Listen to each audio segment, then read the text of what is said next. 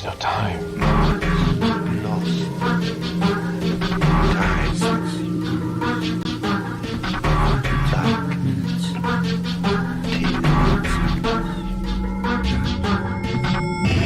The time is 13 o'clock.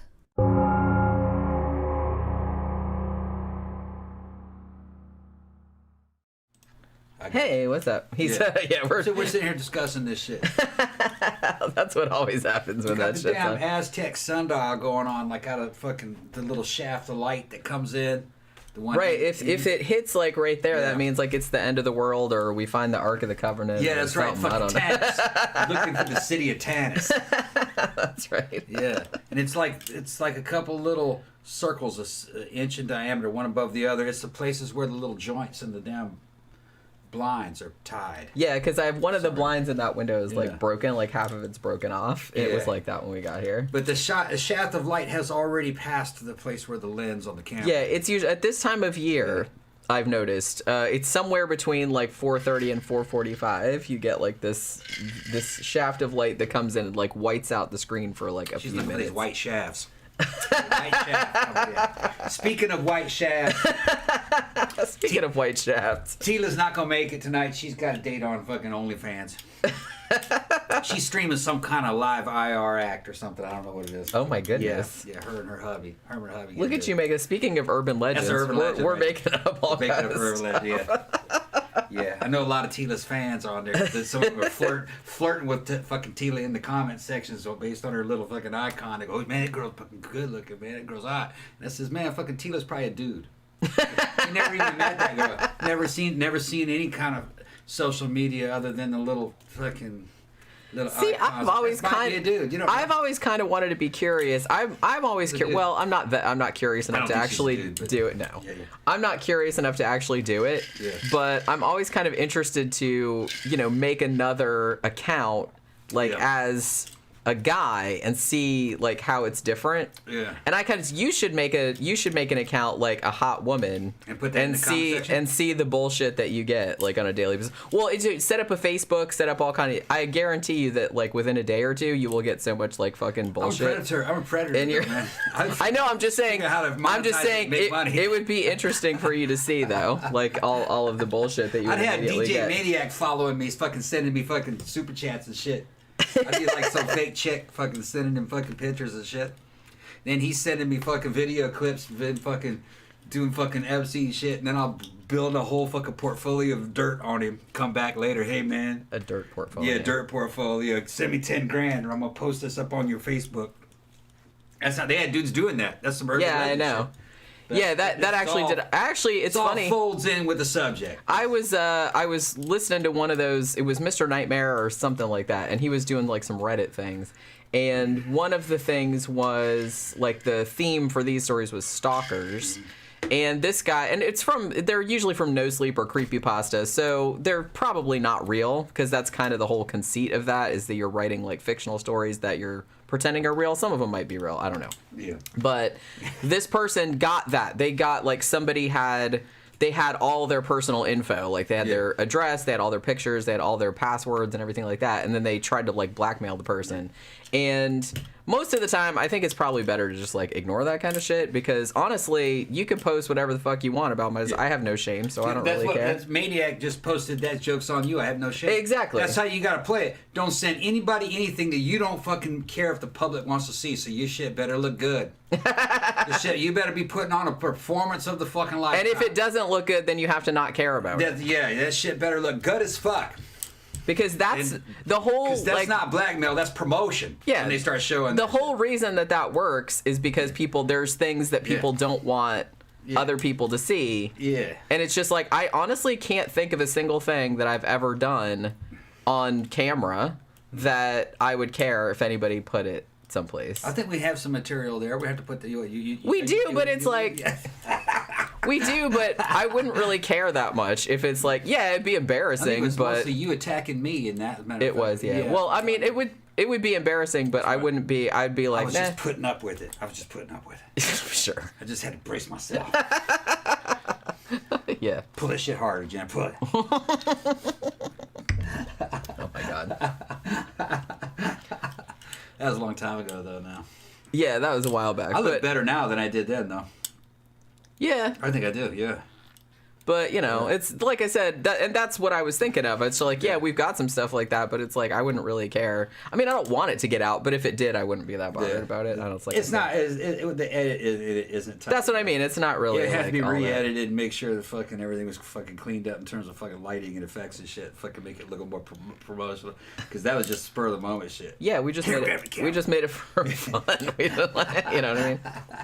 And that shit can fucking get out and fucking if you. Well, you know, yeah, and you don't. But it's like Maniac said, if you don't care, then it's not dirt. Right. Then there's nothing they can do to you. And if the shit's high quality, it's not fucking leverage at all. It's just promotional material. And to be fair, you make money. I mean, the internet, there's so much porn and so much content on the internet that probably no one would even notice. They wouldn't notice It's a drop in the ocean. Yeah. Seriously. That's that's how I think about it. I'm like, even if it did get out, the chances of somebody I know seeing that are like probably like next to nothing. And even if they did, I wouldn't really give a crap. We know people that fucking have tried to do it for a living and no one noticed. They couldn't make it. That's what I'm saying. It's just that because there's so much of it out there. And we're talking about people that look good. Yeah. You know. But see, there's a lot of people that look good. Yeah. And there's a lot of people doing it. Yeah. It's kind of like nobody even noticed. That's kind of like, well, that's kind of the flip side, because remember, we're always kind of talking about how awesome it is now, like how the internet has sort of like democratized a lot of things, but the bad side, the flip side of that is now there's so much content out there that to get noticed is really difficult. And really, we're now on the fucking 1987 level of fucking Running Man, where you can't trust any imagery. They have fucking deep fake technology, they say, that is... It's to the point now where a lot of it's indistinguishable. They can do the voice. The face, yeah, I mean, there's... Just like out of The Running Man. And there's kind of a whole subculture of, you know, celebrity porn where people are pasting, like, celebrity faces on actual porn. And it animate looks it. real, They can turn it into a mask where a person can say something and the face moves just like the person who's fucking looking... like it's just like a phone app. Yeah. But they say that it's getting to the point where it's indistinguishable. Right. And they're going to use that as a damn political weapon. But the thing about it... Well, check this out. They're saying, well, it's going to be dangerous because you won't be able to believe the news. Fuck the news. Most people already don't believe that That's shit. what I'm saying. It's like, I think that horse has already left that barn. Yeah. I think everybody pretty much knows... They know that technology I mean, since Photoshop has been around, you know, you can't really trust photographs. Somebody that's shit hot at Photoshop can, like, make pretty much anything. Yep.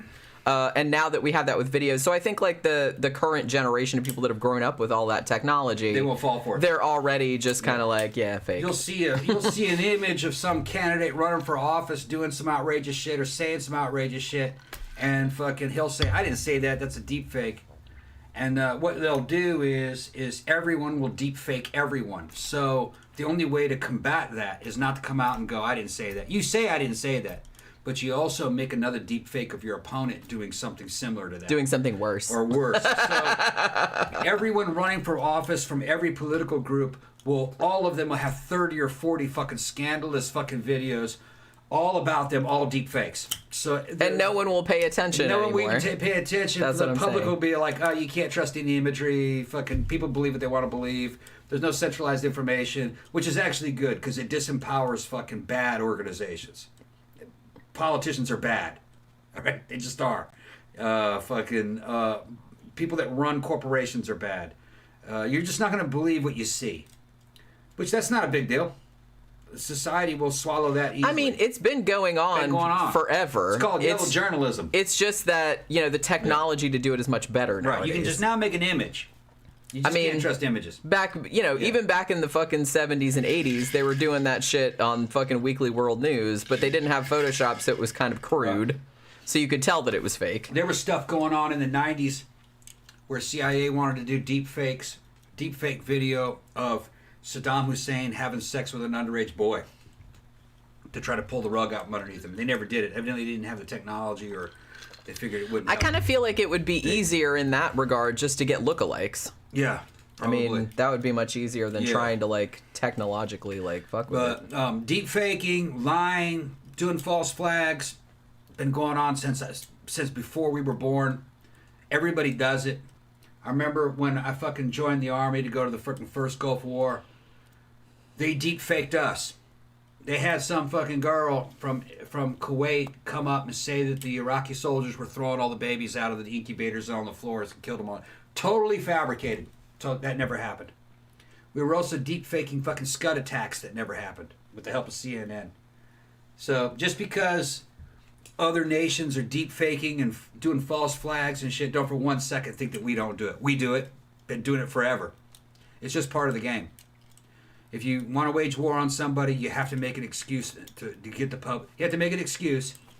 You need the public on your side, so you got to come up with a story to enrage everybody. Here's how fucking hardcore it was. Before actual fighting was starting, traditionally, an army would send a smaller group of itself into enemy territory. The excuse was, it's a probe. But the full intent was to have that small group wiped out. So it would enrage your army. So the morale would go up. So they'd fight harder in the coming days of the opening assault. It's just an old trick. Been going on since like the 1500s. Nothing new. Yeah, that's why I don't get inordinately worried about it. Because I'm like, yeah, what else is new? Nope. They've been doing that forever. It's just the technology. What's changes. best about it is the technology, internet, has brought people's awareness to these games. You know what I mean? We now know. And we can all talk about it now. Before the internet, we couldn't talk about it. It was a one-way communication through the television set, no comment section. You know, people who couldn't talk to each other about it. You couldn't educate one another about it. The old systems are falling apart, and that's a good thing. That's a good thing. What will come is freedom. Freedom from them, your dependency from them. So, and that's kind of the fucking an offshoot of urban legends. They can be manufactured, and they are kind of, but the urban legend is actually kind of manufactured out of the morass. It's the bottom up. Generally, they're pretty organic because some people have tried, some folklorists and stuff like that have actually tried to start an urban legend. It doesn't work out as well as you might think. I kind of feel like urban legends generally proliferate better when they come about organically. You know what I'm saying? Let me go back because I'm trying to answer some comments and stuff. Camp Guy says, I can't think of an urban legend except for the old hook arm pulled off by the car. Yeah, the hook for a hand dude, which is probably the first urban legend that I heard as a kid. But actually, that's good that you can't think of that many because I just went through, and I told Tom, I was like, don't be alarmed, because I know, he looks at the length of my notes, and he's just like, oh my God, we're going to be here for 8 hours. Yeah. But I was like, well, we don't have to necessarily discuss all of these. These are just ones that I liked, that I thought were creepy. And I wanted a good mix of kind of classic ones and also kind of maybe lesser known or more regional ones. And just ones that I thought were creepy. And like I said, I have a couple books down here that I can refer to. But it's good that that's the only one that you know, because there's a lot of other classic ones that maybe you haven't heard. I mean, I kind of feel like everybody knows the hook hand story. Like I said, probably the first urban legend I heard as a kid. But I kind of feel like there's other ones that are really well known, like Vanishing Hitchhiker probably is, the other most common one, I kind of feel like. But I mean, there's a lot of ones that I feel like, and I don't know, maybe you don't know, maybe you hear a story and you don't realize it's an urban legend. I don't know. But I find urban legends really fascinating because I love the way that a lot of them are, really old or taken from old stories, but, that are kind of perpetually being updated with new details as people, as society's anxieties shift. And they're retold as true stories. I mean, pretty much the definition of an urban legend is something that's probably not true. It might have stemmed from a true event. Sometimes it does. But by the time that it gets to a point where it's proliferated, where everybody has heard it, it's usually gathered a lot more details that didn't have anything to do with the original thing. And it's usually almost always told as a true story. And it's almost always told as a true story that happened to, quote unquote, a friend of a friend. Somebody, my mom knows this woman at her hairdresser's whose boyfriend said that blah, blah, blah. So, and then people keep repeating it like it's a true story. But after it goes through that many iterations, it's just interesting how they kind of like pop up, and they have like half-lives too, because sometimes a story will just pop out and then it'll be everywhere suddenly, and everybody's telling it like it's a true story. So they almost kind of like go in sort of trends, which I think is interesting. So DJ Maniac recommended Archive 81 series on Netflix. I think you're the second person to recommend that to us, so we will eventually get around to watching it. Camp Guy says, I'm trying to read it, and it like kind of flipped to something else. Usually don't believe in witches and devil worshippers, but I saw a serial killer expert that says he expects individual dungeons in a lot of neighborhoods. I don't know though, because back in the 80s, at the height of the Satanic Panic, they were able to find the odd cop or quote-unquote expert that was apparently really convinced that satanic cults were operating in all these cities and stuff. Yeah. And I'm just kind of like, I'm less inclined to believe like one dude than statistics. Yeah, on YouTube, you will find, if you search for it, there's at least one of them on there, a VHS tape made for law enforcement to instruct law enforcement about satanic cults. Yeah, we talked about it on our Satanic Panic show. That shit is fucking berserk. It's bizarre. And what the deal was with that is you had a guy who was making a living as an occult.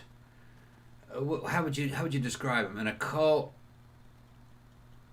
expert? Yeah, like an occult expert. And which you can pretty much proclaim yourself that, to be honest. And he was trying to sell occult, the training of the occult to the law enforcement. Right. So he's just trying to make a buck, sure. Training pack. And there were a lot of police departments, probably in those days, in the Bible Belt. Which that's what we're in, but the Bible Belt is not what it was in the 80s. Those people are mostly dead now. You'd had local police departments let this guy come in, sell those tapes, show them, and do like little training seminars with the police. And if you watch this videos, he was filling their heads full of fucking garbage. Yeah. Now whether the police believed it or not, I don't think they did, because I don't think they did, because the claims in the video were pretty flimsy. How to investigate a fucking scene, a crime scene that had occult fucking overtones to it. I mean, and it was pretty fucking flimsy. But when you see that, you'll see what the Satanic Panic was like. It was a different time, and it definitely influenced by Geraldo Rivera and fucking Maury Povich and fucking all the Sally Jesse Raphael. It's daytime talk show. I mean, the whole Satanic Panic was just one big series of interconnected urban legends, as far as I'm concerned. Yeah. And like I said, just because when I say something is an urban legend, that doesn't mean that there might not necessarily have been like the odd case here and there. Sometimes there are, and like some of the urban legends we'll talk about did actually have a real case behind them. Although sometimes details changed later as it got retold. But most of them are made up out of whole cloth or are variations on older stories or more kind of like classic mythology type stories, like I said, that reflect whatever the anxieties are of that particular age. Yeah. So for whatever reason, I kind of feel like the Satanic Panic, and we talked about this we did 2 Satanic Panic shows actually. I kind of feel like the sort of counterculture movement of the late 60s, where a lot of people were, abandoning traditional religion and looking for a little more like New Age kind of stuff, that got people anxious about what they might be up to, particularly like when you had real bad shit like Charles Manson and all that stuff. Yeah. And so that kind of kicked off, starting in the early 70s, all these kind of, there's movies and urban legends and stuff like that, The Exorcist and all that kind of stuff about satanic cults operating under the veneer of normalcy. Yeah. So, and a lot of that it was a different world. That was a time, the 60s was a time for cults. You had Scientology, you had a bunch of these, all kinds of these little bitty cults, and especially out in California. They sold real well. Most of them were not dangerous. And that's why people don't care about them, because most of them were about getting laid. Yeah. All right. And making money. Which, Some of them, like Children of God, that was pedo shit. They were real fucked up.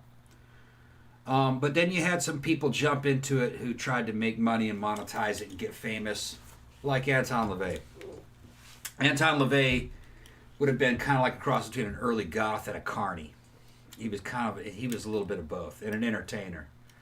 And he straight up codified, LaVeyan religious Satanism, which was really more based upon like Friedrich Nietzsche type stuff and Ayn Rand, almost like a self-help type fucking thing. But it had a kind of a gothic fucking visual to it, which back in the 60s and the 70s could really kind of enrapture normies. Yeah, very exotic. Yeah, very exotic. There wasn't much to it by today's standards. Nowadays, that wouldn't be noticed. It would just be kind of like laughed off because it was LARPing. Yeah. People know what LARPing is now. And you got Satanists today that LARP and do all kinds of fucking pranks. Like, okay, you make that statue, then we're going to make our statue to Baphomet. I fucking find that shit hilarious because... I mean, they're ironically they're out there doing the Lord's work. Gotta say, because they're pointing out hypocrisy is what they're doing. That's kind of their whole mission statement nowadays, which I'm all for that. The problem is that if you want to say that the United States is a religious country, then by the Constitution you have to say it's all religions. If it's all religions, then it's also Satanism. Yep. So and that's what they're pointing out. Now, there's a lot of writings, some say, well, you need kind of like a godly type people that could uphold the ideas of a fucking democratic republic. Those are all decent arguments. But but the people that argued that back in the 1700s during the Enlightenment period, those are good guys. They were arguing from a viewpoint that Christianity had a monopoly on good morals. Which that's not true, actually. Many different kinds of people can have good morals. What are morals? If you ask me, morals are cultural values that survive contact with reality and allow people to prosper and allow them to protect themselves and allow them to flourish. Anything that does not do that is not a good moral. That's just my opinion. If it works against you, it isn't good. If it helps you, it's good. It's just that simple. So there are certain things in Christianity that are not good. But what's funny is that these Christian groups don't promote those particular values. Those have kind of fallen into disuse. Because Christianity is many things when you actually go to the scripture. And for every one thing it says exactly the opposite somewhere else. Yeah. Like, here's an example. In certain places it will say, in the Pauline epistles, it'll ask, it'll say shit like, the question we ask: should we eat meat that has been sacrificed to pagan idols? They're talking about Rome. They would sacrifice meat to idols, and then after the sacrifice would happen, they'd eat that idols, or they'd eat that meat. If you're a Christian guest in a Roman home, should you be able, is it a sin to eat that meat? It was sacrificed to the idol of another god. The Bible's answer would be say, oh, well, of course you can eat it as long as you know that is a pagan idol and that it doesn't exist. It's polite to go ahead and eat that because that is not a real God. But then later it says, but if God finds out you eat that, he will fucking kill you. So it says two different things in two different places always. Pretty much. They say there's no contradictions in it. No, there are a lot of contradictions. Yeah. Have they actually read that? They're not reading it, or they're not. So a lot of the things that are not popular anymore are not used in Christianity. What's left is kind of like public or Christianity or cultural Christianity. Because it says a lot of things. It says be good to your children, but then it says kill your children if they disobey God at the same time. In different places. Maybe to an extent, they're like, well, that is being good to your children because you're like taking them out because they weren't godly enough. Each one of those books were standalone books written by different authors. They're compiled together over hundreds and hundreds of years. Hundreds of years, compiled together in a cultural archive. They've been edited to slightly harmonize, but there are little details that were never harmonized. So the stuff that you're not using, is that Christianity? Yeah, it is. It's just that you're not using that. The same kind of thing happens in cultural Islam. Big difference between cultural Islamic people and, say, ISIS. All right? We have Islamic subscribers that I talk to. Saad is one of them. He lives in Saudi Arabia. He will tell you that fucking guys that are really hardcore and fundamentalists, they take that shit very serious. They go through the hadith and everything. They'll fucking kill you. All right? Well, we have some Christians like that here too, like really hardcore, like fundamentalist ones. Yeah. That'll like shoot abortion doctors and shit. Yeah. Yeah. Same thing. Right. But that doesn't mean it isn't Christianity, and that doesn't mean that it isn't Oh, Islam. yeah, I never said it wasn't. Yeah, it is Christianity. I'm just and saying it is Islam. it's all on a spectrum. It's a spectrum just like thing, everything else. And it's opinion. Holy Scripture can always be opinionized. Well, I kind of feel like the thing with religion is that, and one thing I've always said is that you don't actually need religion to be moral, because moral people will be moral no matter what religion they are. Immoral people will use religion to justify their shittiness. You know what I mean?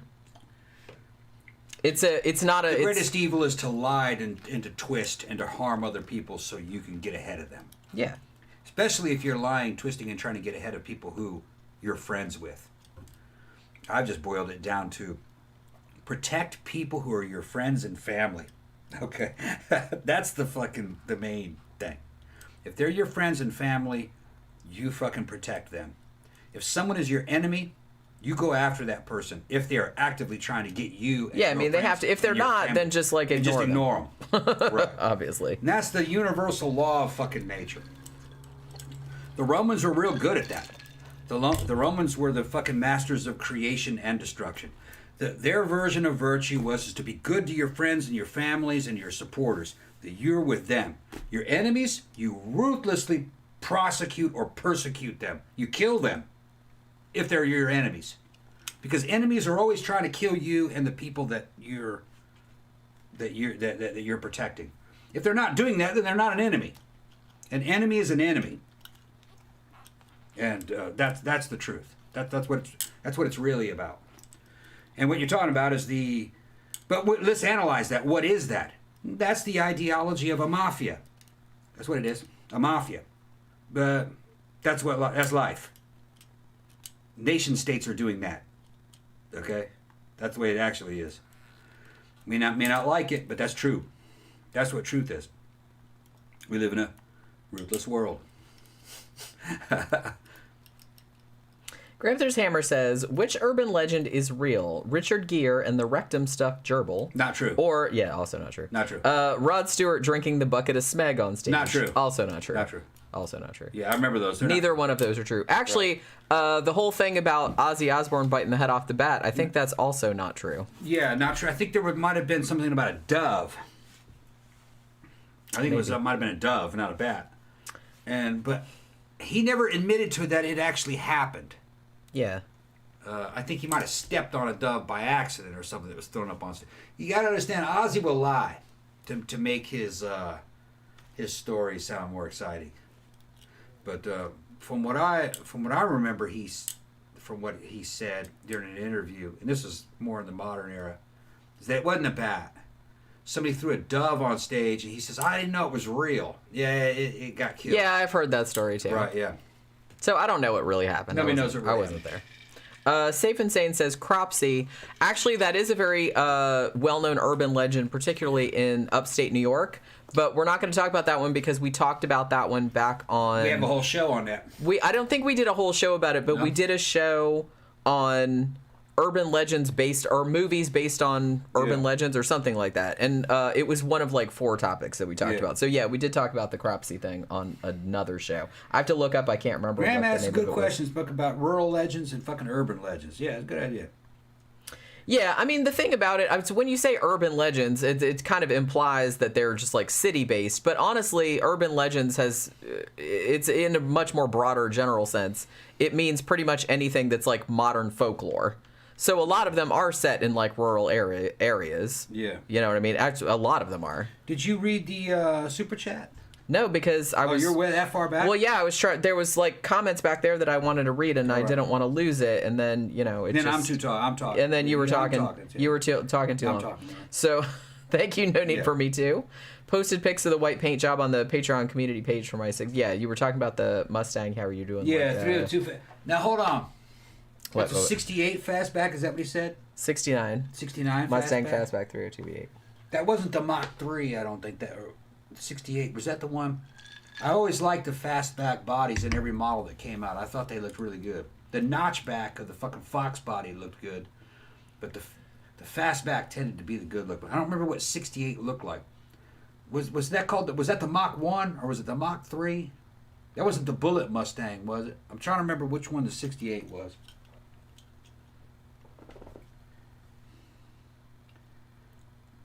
Yeah, let's see. Strawdog78 says Jim Morrison never pulled his thing out on stage. Yeah, that's true. Yeah. He did get arrested for exposure, but I don't think he actually did anything. Murder Hornet's Nest said, Tom, I got my test level. It was 1,117. This shit's high as fuck. Yeah, that's good. 1,100? 1,100's good. But it's not as high as you know, it's not all that. 1,400, 1,600. They got dudes like that out there too. Can you live like that? I'm not sure. But when I came off of everything, I came off of HRT, mine was like 950. At 52, that was good.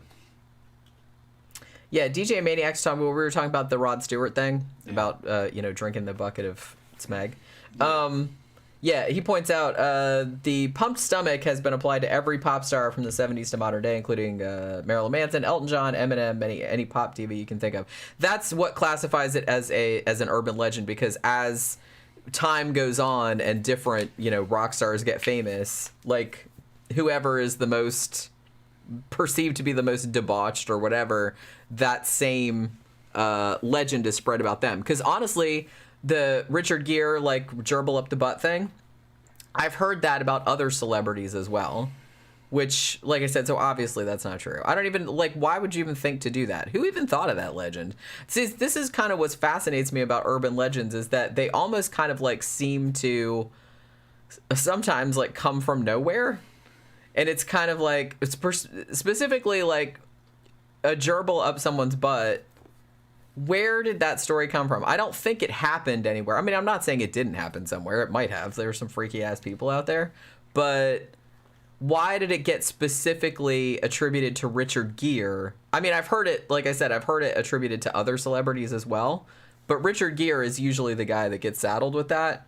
So I wonder where that... I'm not saying that I think it's true. I just wonder why that legend and him specifically... You know what I'm saying? Why a gerbil? They were jealous of him during that time, I think. It's always some dude that's real popular with women. And they come at him with some kind of something that's kind of even more controversial than gay. That he put a gerbil up his butt, or he did that, or he drank a whole bunch of fucking cum from the rest of the band, or they pumped his stomach and it was filled with a gallon of cum. Yeah, this is fucking bullshit. It's they did that to Rod Stewart. I remember because I was a little kid when I heard that, and during that era, Rod Stewart had #1 hits. He was fucking super popular, and fucking women were buying his records, and they loved that dude. Rod Stewart was a good looking dude. He could sing when he was young. The fucking women liked him back in the 70s. I remember. He was a sex symbol. It was the same thing with Richard Gere. Richard Gere was a sex symbol at that time. Pretty Woman and everything. Remember the movie Pretty Woman? Yeah. That's about when I heard the fucking gerbil story. When did that come out? 1990? 80s. I thought Pretty Woman was... It was late 80s. I think it was 89 or 90. Yeah. I think it was 1990, Yeah. but I can't actually remember. I don't remember the first time I heard the Richard Gere up. It just seems, again... Gerbil up somebody's butt. And that's a ridiculous thing to begin with. That's what I mean, it is ridiculous. Come on. Like I said, I'm not saying that someone somewhere on Earth hasn't done that at some point, because people come up with some weird ass shit. It's ridiculous. But if just any brief perusal of weird fetish porn will show you that. But I don't know why that particular thing. Why a gerbil? Why, you know what I mean? They made it up.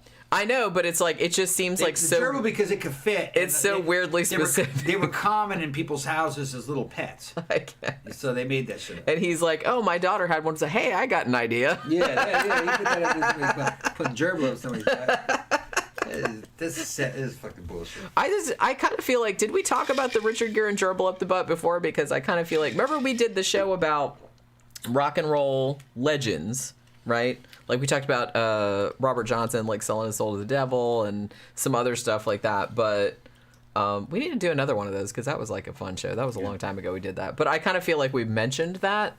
Yeah. I don't really remember. Pretty Woman was 1990. See, I got it. Okay.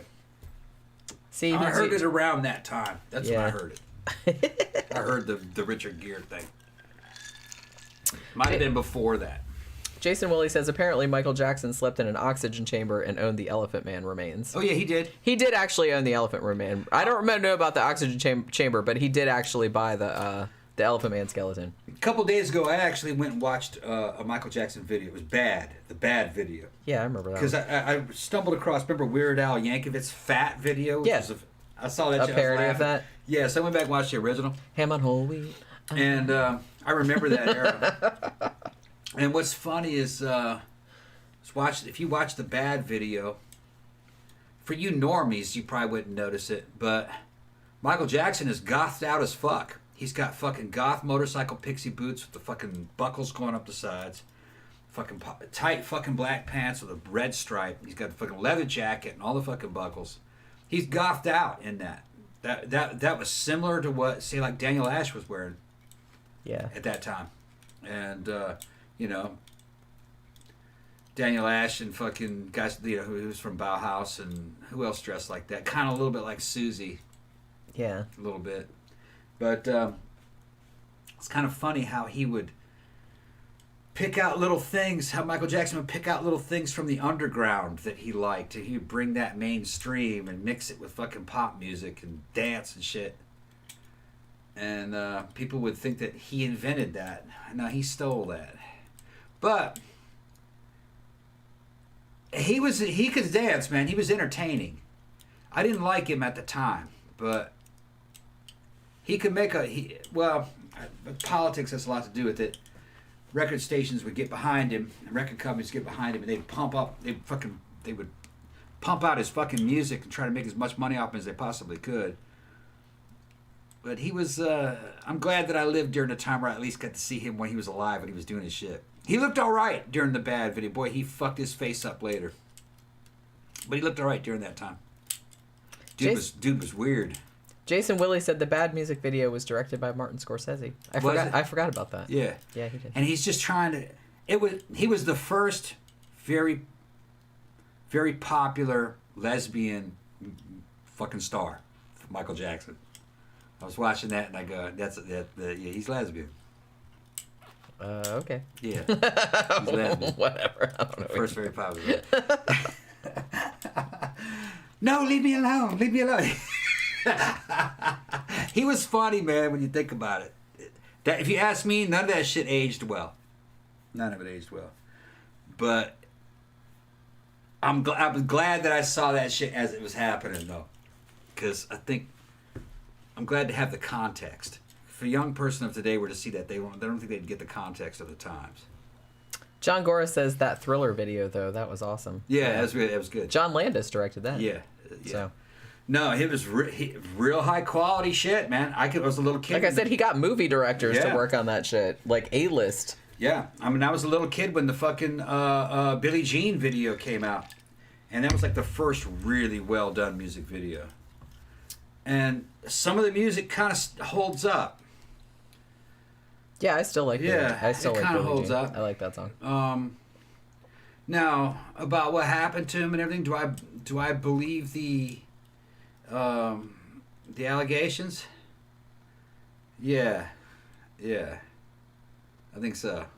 But I mean, they seem a little too widespread to just been made up. Well, I just look at the architecture of his houses and the decorations of his houses.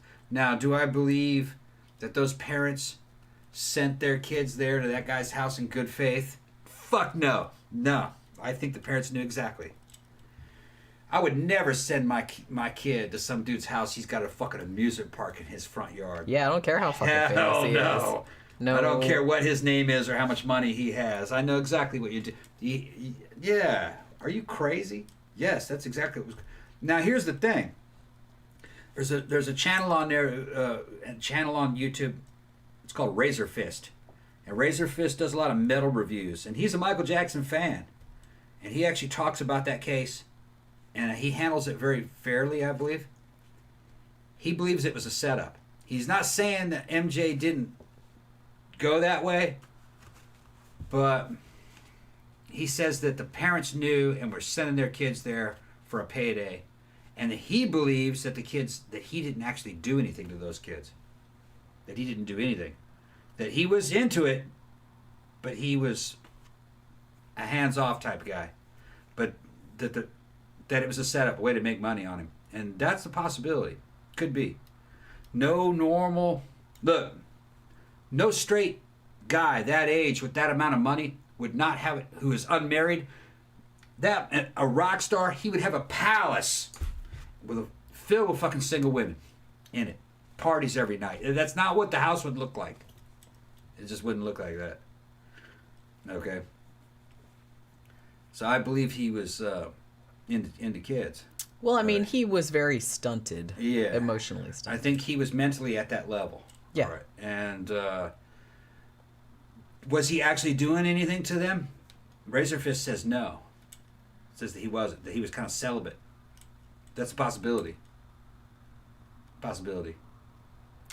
Yeah, I mean, it's hard to say. Like I said, he's kind of like a special case, I guess, because I kind of feel like he had a childlike mentality, so maybe he didn't really see anything wrong with it, but the rest of the world are just kind of like, dude, that's creepy. Yeah, I think there was attraction there. There's a chance that I say a 50-50 chance that he didn't actually do anything. And I'm going to give Razorfist that. Yeah, there's a chance he didn't. I don't know. I'm leaning toward he probably did, but I wasn't there, so I don't know. I mean, it's sketchy as fuck. It is sketchy. Razorfist gives a good defense. It says that Razorfist says, that he was into that, but he probably wasn't doing anything. We weren't there. John Goris also says Toby Hooper did Billy Idol's Dancing with Myself. That's right. Great video. Love that video. Yeah, Toby Hooper. Texas Chainsaw Massacre fame, Life Force, Funhouse. I'm also a big fan of Flesh for Fantasy video. That's a fucking great video. I can't remember who directed that one, actually. So it's just like funny how you had like all these kind of big directors directing music videos back in the day. Well, I mean, look at the ones, particularly the ones by like fucking Duran Duran, which were kind of like fucking travelogue and cost like millions of dollars to make. Yeah. There's like, let's go to Antigua and make this fucking video. They would write and direct those things and make millions of dollars just off of fucking 5 minutes of material. Yeah. Think of you know what I mean? That was where the money was. Yeah, I mean, the 80s, you could make like fuck tons of money off those fucking videos. You know, so they were like, a lot of them were like mini movies. Sheila Ann says the Hart sisters slept with each other. That was another rumor. Yeah, I had actually never heard that one. I never heard that one. Evidently, the Barbie twins did. They kind of. I just saw something. I think. Well, Dan Bell like had some shit with them, like because you know how he splices in like weird twins shit from old talk shows and infomercials and stuff. And he had something on there about the Barbie twins, and I had forgotten all about them. Yeah. They were. Yeah. They were models, big implants, little skinny butts, 80s fucking kind of the Cocor type models. They were real good looking, hot. Everybody liked them during the day. Evidently, the fucking rich guys were running through them and fucking, they got fucking pissed off at dudes, and they kind of said that they were having a relationship with each other. I wonder if they just said that to be scandalous, like to get attention. Though. Maybe. I mean, because some people say no, that they were in a. Would that be incest? You're related, but you're actually biologically the same person. It's still incest. It's still incest. Because you're still. I mean, you're different people. Even though, I mean, yeah, you're technically a clone of that person, but there's still like enough differences to be a different person. So yeah, that's totally still incest. That's like really weird. That's another urban legend. I've never. But they kind of. I had never heard that. I never heard the one about Hart though. I never heard that one. But I mean, I've heard most of the urban legends, but I had never heard that one. But yeah, the Barbie twins. But they came out and said that though, which makes me think they were just trying to get attention. Maybe. Which worked. You know. Maybe. There are some twins that have done weird shit in porn. That's true. That's true. they have to fucking adhere to certain rules, at least in the West, but or it would be illegal, but they come close. Yeah. Yeah. I don't even actually know what the incest laws are now on the books nowadays, because it's not really something that ever occurs to me or that I think about. But it may not be really tightly specified in law what incest is. Well, see, that's what I'm saying. Well, I think we discussed this on some other thing where we were talking about somebody that married their cousin, and I said, everybody thinks that's kind of weird nowadays, but I think in a lot of states that is actually legal. Yeah. That you can marry a first cousin. Well, you can for sure marry a second cousin, because at that point you're not really that related. That's where a lot of this shit... First cousin, some states you can. I think in Florida you can, but I'm not actually sure. Most of your southern states, you can marry... I mean, cousins. if you want to. I don't know why. But nobody does. Yeah, I don't know anybody that was, that's like some old 1800s yeah, shit. that's from over 100 years ago. When everybody lived on little small communities and there wasn't anybody around, so everyone was kind of related to you anyway, so you didn't have much choice. People are long gone. And I don't think they really differentiated between first cousin and second cousin. It's just kind of like they're all the same family clan. As long as it wasn't brother and sister, you were all right. But that led to a lot of problems. But eugenics took care of that. You know what I mean? Like, a lot of people don't realize that eugenics was applied against fucking poor country people. That shit was going on, especially in Appalachia. Well, a lot of inbreeding. Interestingly, I have a few urban legends relating to quote unquote deformed country people. Yeah. Melon Heads. The Gulch people. Yeah. Gulch people? Applehead something. people. Apple farm people. I've heard all different kinds of weird fucking... The faceless people. Yeah. There's all kind of One of my ex-girlfriend's name was Stephanie. She was from... I met her in Boston. She was from New Hampshire. And she grew up with a tale. I think they were called the Apple Farm people. And it was an inbred family that were running an apple farm. And it got roped off by the state. And they became kind of like wards of the state. They weren't really kind of allowed to leave there. Kind of like that inbred family that you'll see on YouTube. The damn drooling and the buck teeth and shit. That shit scared me, man. That was Appalachia. But there was a lot of that, but a lot of that had to do with that there was no interstate system. There wasn't even any freeways. So you'd have isolated pockets of 300 people totally cut off from the outside world, living in a place for generations. That time is long gone. Interstate highways and freeways brought all that to an end. People but a lot of urban legends still linger from that era, because there's a lot of urban legends, and I don't know how true they are, about weirdly deformed pockets of people living back that sometimes eat people and shit, eat babies and whatnot. In the 1800s, as states would start to expand and started making roads, they'd find areas that had been secluded for 100 years, and in early 1900s, hundreds of years. And those people were basically eradicated when you think about it. Yeah. They'd go in there and they'd sterilize them all. And they're gone. Eugenics programs, the early 1900s. Yeah, because the laws back then were just kind of and I think I remember, and man, this is a long time ago that I read about this, but there was actually, there used to be a law that if you were mentally disabled, they could sterilize you. In some states, because they didn't want you to reproduce. They didn't want to you to carry on your defective genetics. That's because of what they were running into. They'd run in roads, would lead the constructions of roads, would unlock places where they had been genetically isolated for over 100 years, and there was nobody in that area that wasn't related to each other, and they were all mentally defective. There's photographs of it. And they would go in there and go, we can't have this. Because no outsider would breed with them, so there's no way to reverse it. So they just go in there and sterilize them. What are you going to do with them? Yeah, because they didn't want it to continue. They didn't want it to continue. Because the more they kept fucking and reproducing, the more... they would just continue. You'd get some H.P. Lovecraft shit happening. And they were so fucked up looking that no outsider would want anything to do with them.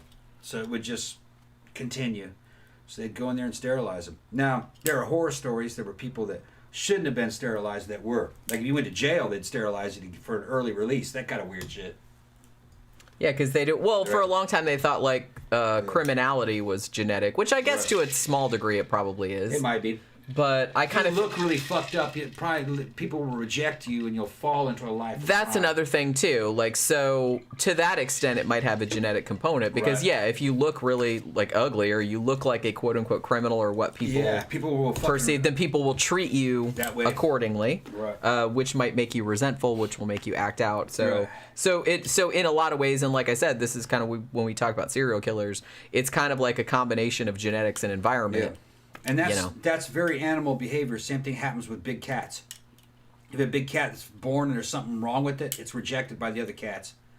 And cats are social, like lions. They're social. They like to be around. So they start acting bad. They'll fucking try to eat. They don't hunt well on their own because it's hard to survive on your own in the cat world. So they start doing things like attacking cubs inside the damn lion pride because those are easy meals. The other lions kill them. That would be a criminal. Yeah. By human standards. Yeah. And it's because that lion looked bad. It's that simple. Just that simple. That lion was funny ugly. looking lion. Funny looking lion. Bad genes. Yeah. So yeah, how you look can affect how people treat you, which affects what you have to do to survive. Sad, but true. That's the world we live in. We live in the animal kingdom. We don't live in bullshit fairyland, unfortunately. But the thing about it, though, is that humans at least have the wherewithal to, like, understand that to some degree. Some. You talking about over 100 IQ? Yeah. Under 100 IQ? No. The dumber humans are, the more superficial they are. And then the smarter they get, the more superficial they are, because they understand the effects of superficiality. Midwits tend to try to which is 120 to 140. They try to rationalize it and make it sound a little bit better, but they're full of shit. It is what it is. Was that you creaking? Yeah. Oh, okay. Life sucks. It's cruel. Then you die. That's the truth. That's the spirit, Tom. Yeah. Fight back. You're gonna die anyway. That's the spirit. Yeah. It's only a matter of time. What is she doing in there? I don't know what she's done. I keep hearing like weird noises. I think Pookie's in the bathroom, like she's trying to get in the cabinet or jumping up on the mirror or something like that. Well, since, like I said, I have like this big, huge list and I'm just going to like scroll through shit. Since we were talking about weird, creepy, deformed people living in the woods, I do actually have a few urban legends like that. Okay. So maybe we'll get into that. So, and then we can just, I don't know, we'll just like hop around. So, Melon Heads. Now, this is a pretty common urban legend in Michigan. So I don't know if you've ever heard this, because I know you lived in Michigan for a while. Also in Ohio, Connecticut, that region. Now, I had heard of this before, and I don't think... I was going to do a show on it, but, like, just them specifically, but I didn't know if it was, like, substantive enough. I think I did it on one of my, like, old shows where I did, like, those little kind of compilations of stuff. But what these are, melon heads are supposedly these little humanoids. I guess they're either kids or they're stunted adults to some degree. And they have like big, like bulbous heads, like they're hydrocephalic, that type of situation. Now, there's different versions of this. Normally, they live out in the woods somewhere, like I said, in Michigan or Ohio, wherever. There's different like strains of this legend. And there's different stories about their origins. But normally what they would do, they hide out there, and then like if you go out into their territory, then they might like pop out and like bite you or eat you even. So there's that. So the story that is proliferating around Michigan. So the Melon Heads, there's a place called Felt Mansion, and they're supposed to hang out there. Now, apparently, this strain of the legend says that they were originally hydrocephalic children, and they lived at this insane asylum near the mansion. Now, after, like, I guess at the asylum, they were abused, and so I guess apparently, like, either the insane asylum closed or they escaped. There's different versions of the story. And then they went feral, and then they started living just in the woods around the asylum. Now, I don't really know if this asylum that is supposedly at the heart of this legend ever existed or not. I think there was actually a prison or something like that around that same area, so maybe that's what people are talking about. But yeah, so these things supposedly live in the woods. Melon heads, or I've seen them called wobble heads as well. Some other versions of the story say that the kids also like maybe lived in the mansion rather than the insane asylum, but then when they escaped from there because of abuse or whatever, they went and lived in these caves that are like around there, or in an abandoned zoo nearby. Also, some versions say that they killed the doctor that was mistreating them, because in some versions the doctor, the kids were hydrocephalic, but the doctor for some reason wanted to make them even more so he would like inject water into their heads. That sounds ridiculous. So, well, yeah, it's an urban legend. Like I said, it didn't really happen, but yeah, so that's another one. So in a lot of the versions, like the kids all like rose up and like killed the doctor and then escaped out into the woods and like lived in the caves or whatever, and have been living out there feral ever since. They killed the doctor and cut his body up and shit like that. And there's ghost stories associated with the area that came along later on. I guess they made a movie in 2011 that's called The Melon Heads, and that's about like the Michigan strain of the urban legend. Now, there's also another version of this urban legend, which is kind of more centered around Ohio, specifically Cleveland area.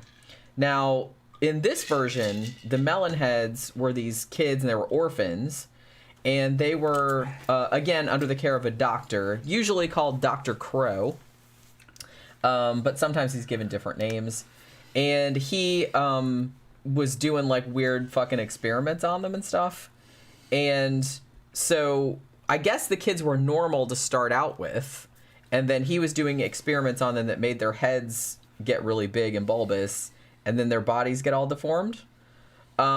So sometimes the kids were normal, sometimes they were already deformed, and he made them more deformed. So this version, which is in Ohio, they killed the doctor, they burned down the orphanage where they lived, and then went into the surrounding forest and live out there, and they supposedly feed on babies. Where they're getting these babies, I don't really know. I don't know, like, why anybody's, like, walking around, like, fucking woods in Ohio, like, with their babies, or, like, leaving babies anywhere for them. But supposedly they eat babies, and some of them, like, eat just, like, regular-ass people that kind of, like, walk around there. And there's another version from Connecticut. Now, interestingly, everywhere that pretty much everywhere that has this Melon Head legend, where they live, whether it's the abandoned building or caves or whatever, is usually said to be a street called quote-unquote Dracula Drive, okay? And it's usually just like a road. Yeah, it's just usually like a road through the woods, like a single road through the woods. Now, a lot of different towns have just these kind of like, 1 or 2 lane roads going through the woods, right? I mean, it's, Michigan, Ohio, Connecticut. So out in the woods, and so there's a bunch of different streets in all of these different areas that are known by locals as Dracula Drive, even though none of them are actually called that. But because this legend has kind of spread over this whole region, for whatever reason, there's always one street in that area that's called Dracula Drive, and that's where the Melon Heads live. And you can't go down there, because if you go down there, the Melon Heads are all like gonna jump out and like eat you. The story doesn't sound too creative to me. No, I'm just saying, but it's related to what you were talking about earlier about, and well, as I said, the thing that's always interested me about urban legends, because I've been into urban legends like forever. Like, look, okay. I even have this. Anybody that knows anything about urban legends, probably the premier folklorist in the U.S. is Jan Harold Brunvand. Hopefully I'm pronouncing that right. And he was, I don't know if he still is, but he was a professor at the University at Utah, I think.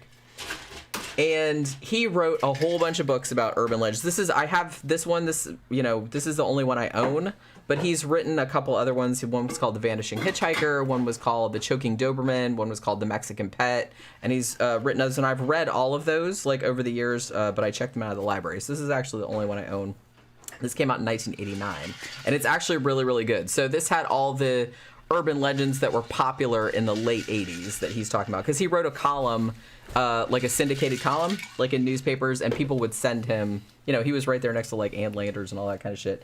And people would send him like urban legends from different parts of the country, and he would like track where they came from. Is this like a version of an older story that's, you know, just been changed to suit the new technology or whatever? And he's trying to figure out, was this based on a real, you know, thing that happened somewhere, you know? And so he's like really into that kind of stuff. So, I mean, I started reading that stuff when I was a teenager, and I got really, really interested in it because, I don't know, this whole kind of thing about this modern folklore, because I've said before, like, you know, even like ancient mythology and stuff is really fascinating to me, because often a culture's mythology, whether it's quote unquote ancient mythology or, you know, religion or whatever, or whether it's urban folklore, says a great deal about the culture that maybe the culture isn't aware that they're saying in that folklore. Yeah. You know what I'm saying? Some of it's so old though we don't know what it means.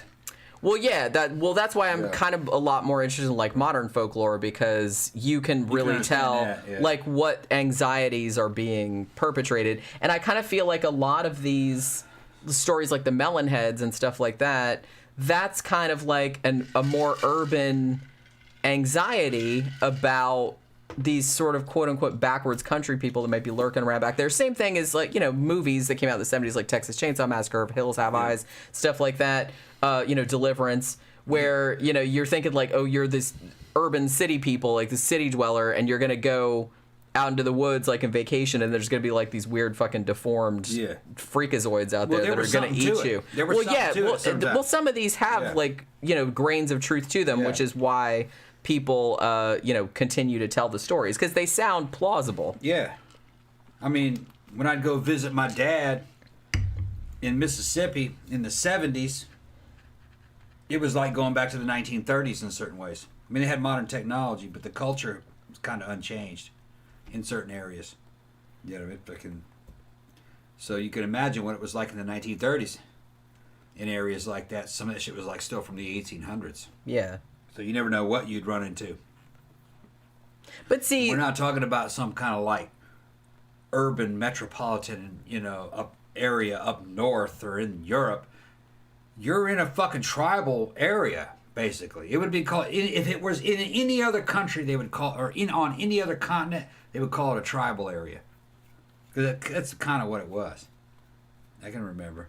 But, no, you could go out there and find some fucking dudes in a town where every one of their relatives owns or is in charge of every fucking node of power. The cops, the fucking courts, the fucking banks, and it's like its own little cult. You say or do the wrong thing in that town, they'll fucking find you guilty of a fucking crime and fucking execute you. That's just the way it was back in those days. Early 1900s. So yeah, I can understand how rumors like or stories like this would start. Well, there's a grain of truth to it. That's the thing. And the reason why urban legends, why they're so popular, is because they sound plausible. Yeah. And as I said, some of them were actually based on a real event. Yeah. At some point in the past. Yeah. But, you know, because it had been told and retold so many times and people forget the details, add details, and shit like that, like a game of telephone, now it doesn't really resemble the original story anymore, but you can still go back and find that kernel where it came from. Now, the Deliverance thing, that shit like that did happen, but it wasn't, I wouldn't characterize it that way. Because I kind of seen that kind of situation. What would happen is like the Mississippi natives would fucking see somebody that was from another state and they would be amazed. They wouldn't be trying to rape you or kill you or anything. They'd just be amazed. Oh, hey, and they'd ask you a bunch of questions. Try to figure out what it was like. Well, I mean, unless you got unlucky and came across that one that wanted to rape That's you. what that story is about. It would be that unlucky shit. Yeah. But then they would fucking do things like comment on how odd you were. Compare, you know what I mean? Your ways were odd. You know? Those city ways, you know, that kind of shit, you know. So, there's something to what they're saying, but nah. Well, maybe it would have been different for me because my dad was Southern. He's from Mississippi, so they were easier on me. Maybe if I didn't have any fucking Southern relatives, then maybe they would get hostile because they did not really like outsiders. I mean, fucking, our grandparents hated Northerners, hated them, and our parents didn't like them that much. But the further you go back in the generations, no, fucking my grandmother fucking, and evidently my grandfather, he died before I was born. They hated Yankees. Anybody from the North, they were enemies. They meant it. Yeah, my grandfather more than my grandmother. My grandmother Yeah. was just kind of like, yeah, whatever. Nah.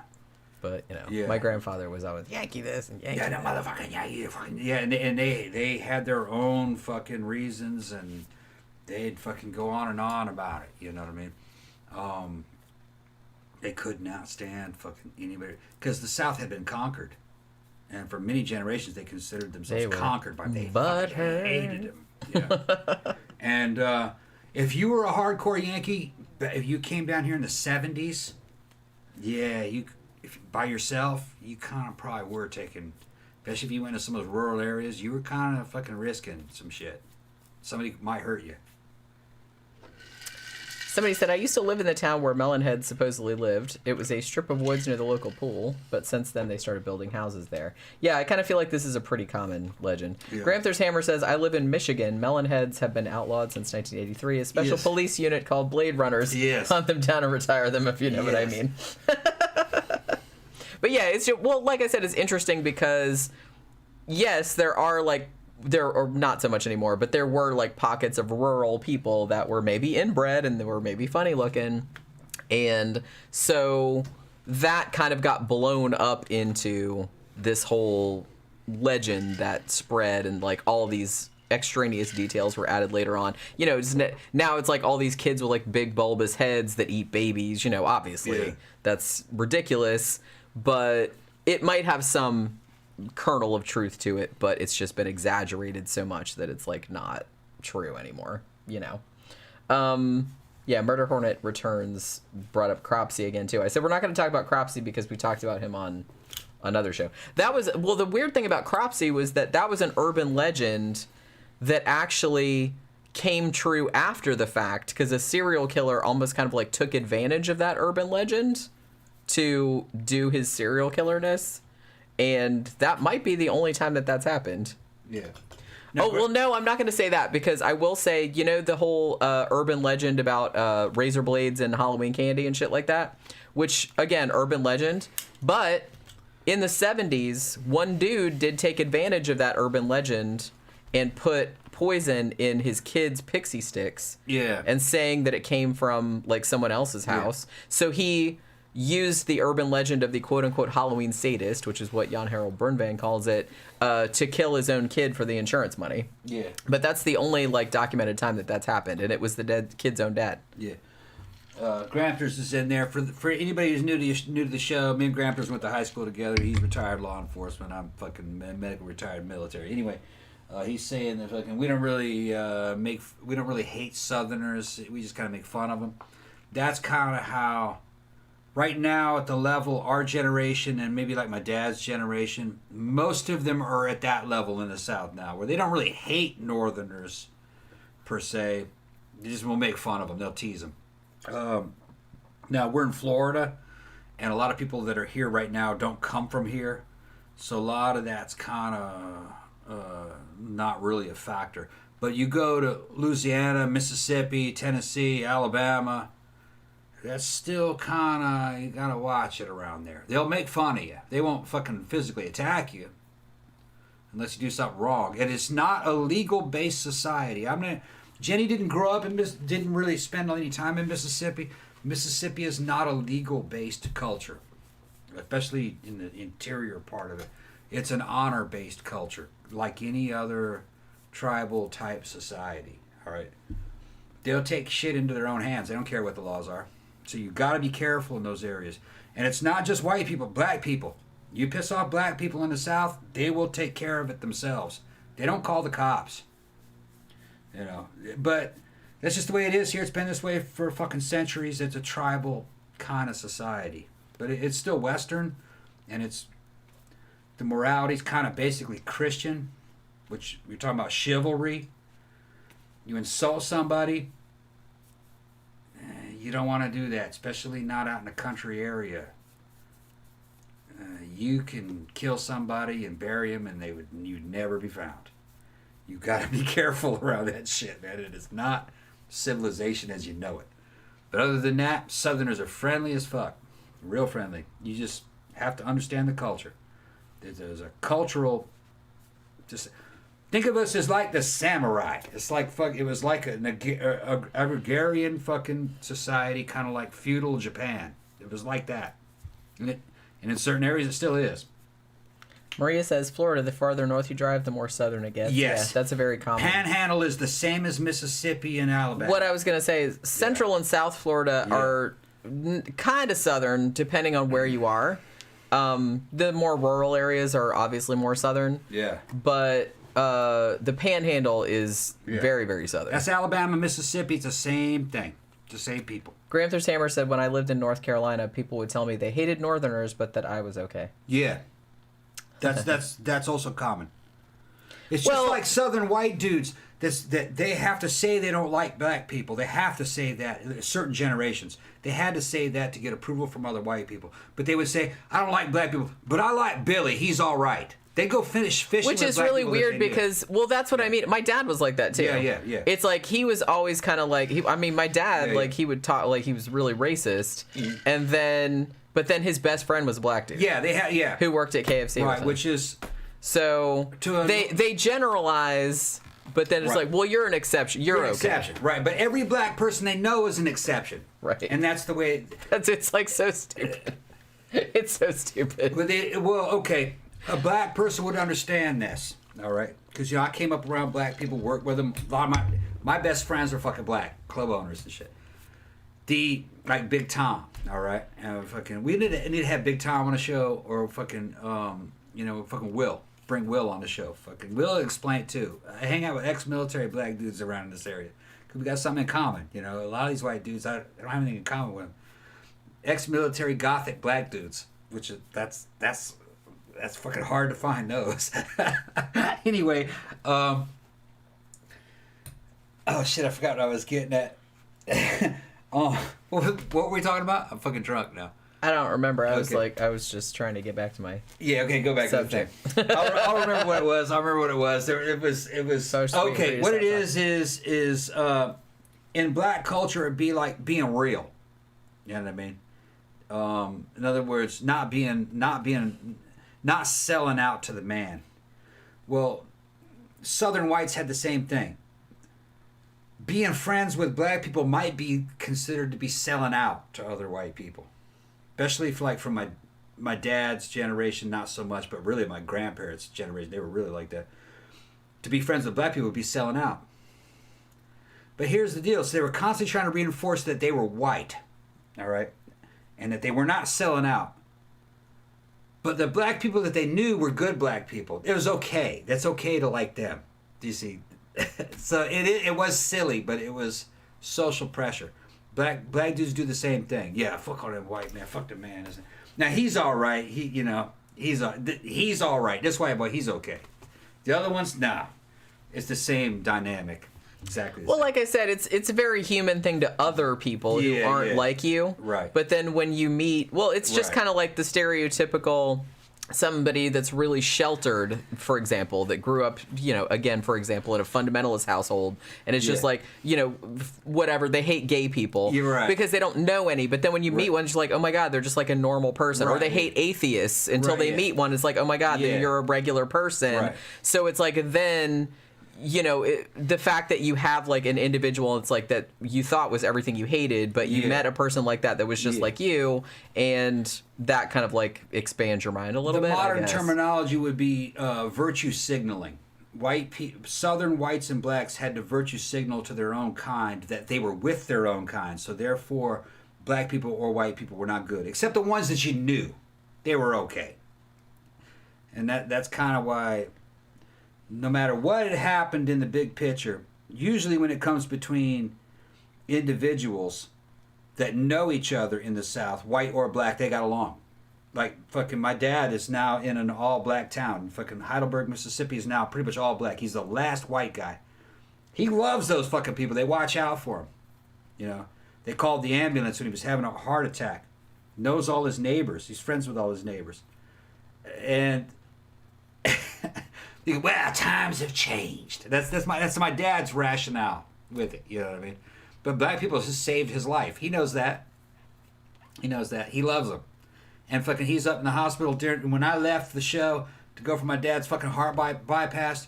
His neighbors who are black people are there fucking at the hospital. And Mr. Ross gonna be all right. And it's because they're Southerners and they're neighbors. It's country. It's just the way it is. Yeah, it's like a small town. It's a small town. They Somebody all know looks each other. out for each other. Yeah, they're all watching out for each other. You know, fucking calling fucking somebody. Hey, do you know that person? Somebody just went on your property. It's like that. It doesn't. The color doesn't matter. The color was the race thing was an artificial thing laid over it by history. They didn't choose that. It's just the culture they grew up in. It takes generations for shit to kind of work themselves out. The country people and city people are always going to be different. And I like the kind of the in between. I like to live in the country, but I go into the city to have fun. Yeah, I wouldn't want to live in a city. I've lived in Boston, lived in the biggest city in the world at the time, with São Paulo, Brazil. You know, fucking. There's limits to what you can do in an urban environment. It's restrictive. I like to shoot guns and ride motorcycles and have fun and not have people watching me all the time. Although, in a way, I kind of like bigger cities because they're more anonymous. When you're having fun, when you're partying. That's what I mean. Well, Yeah. you know, you would think that, everybody's like watching, but they're not. I kind of felt like I felt more watched in smaller towns because everybody kind of knows you, or at least knows somebody that knows you, so everybody's like all up in your shit constantly.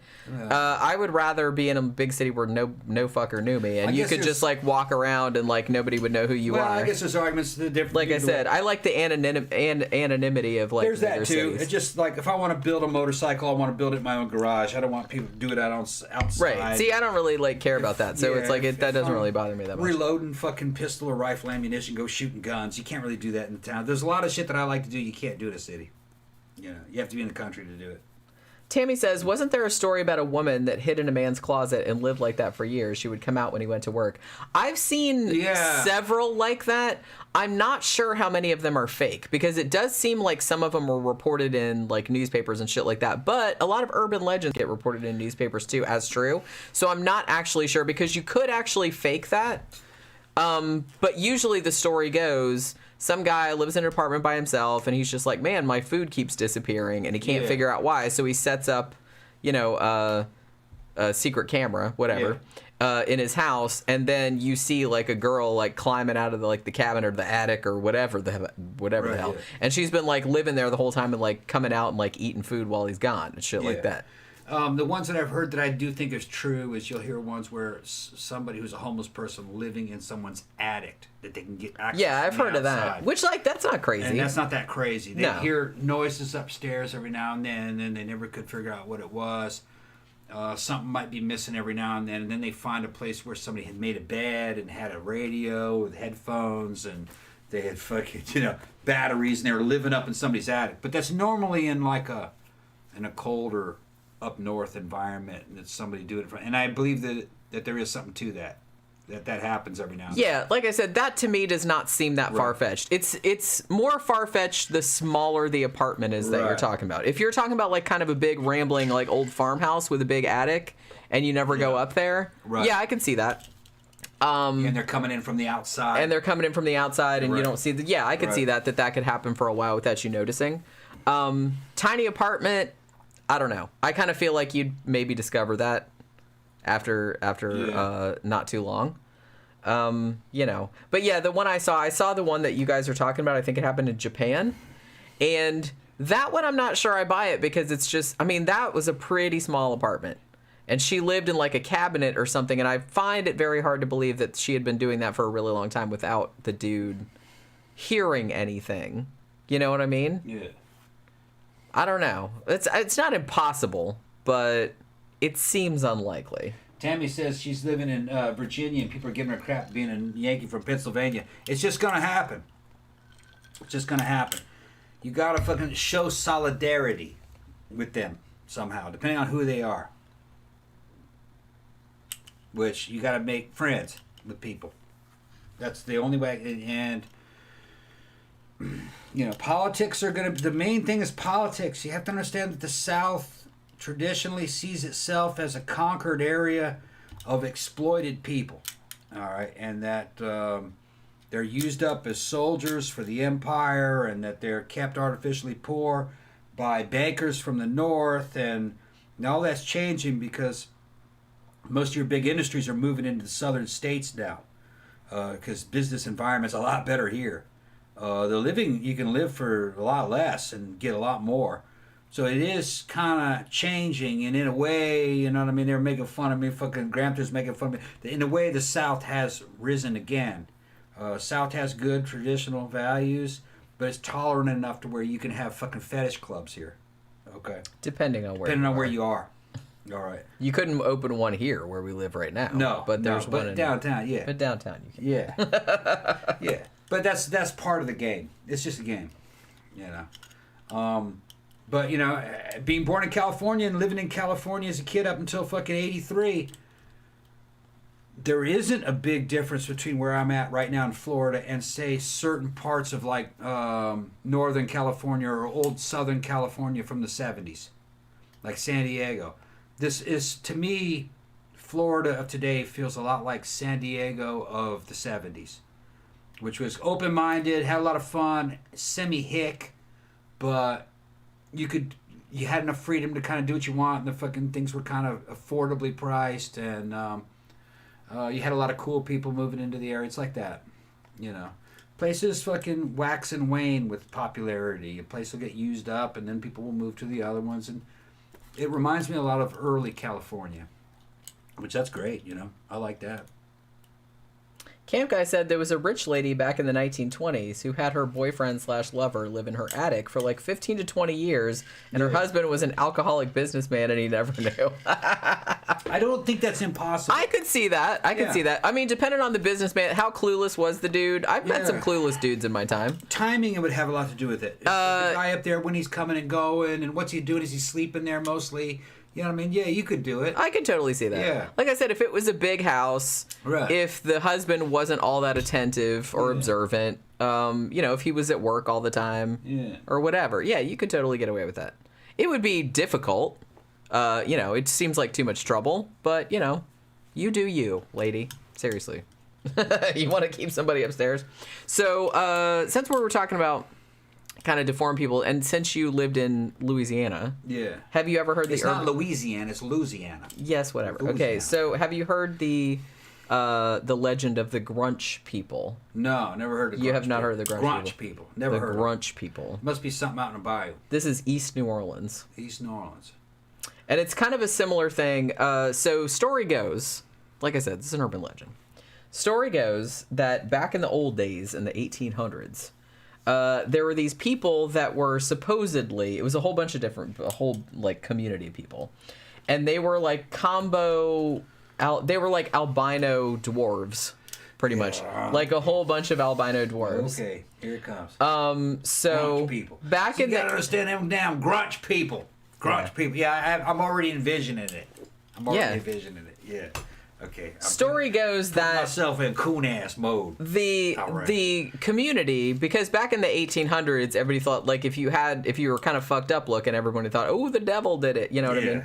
So the albino dwarves kind of got like run out of town and like out into the sticks, right? Because they were supposed to be in league with the devil because they looked fucked up. Yeah.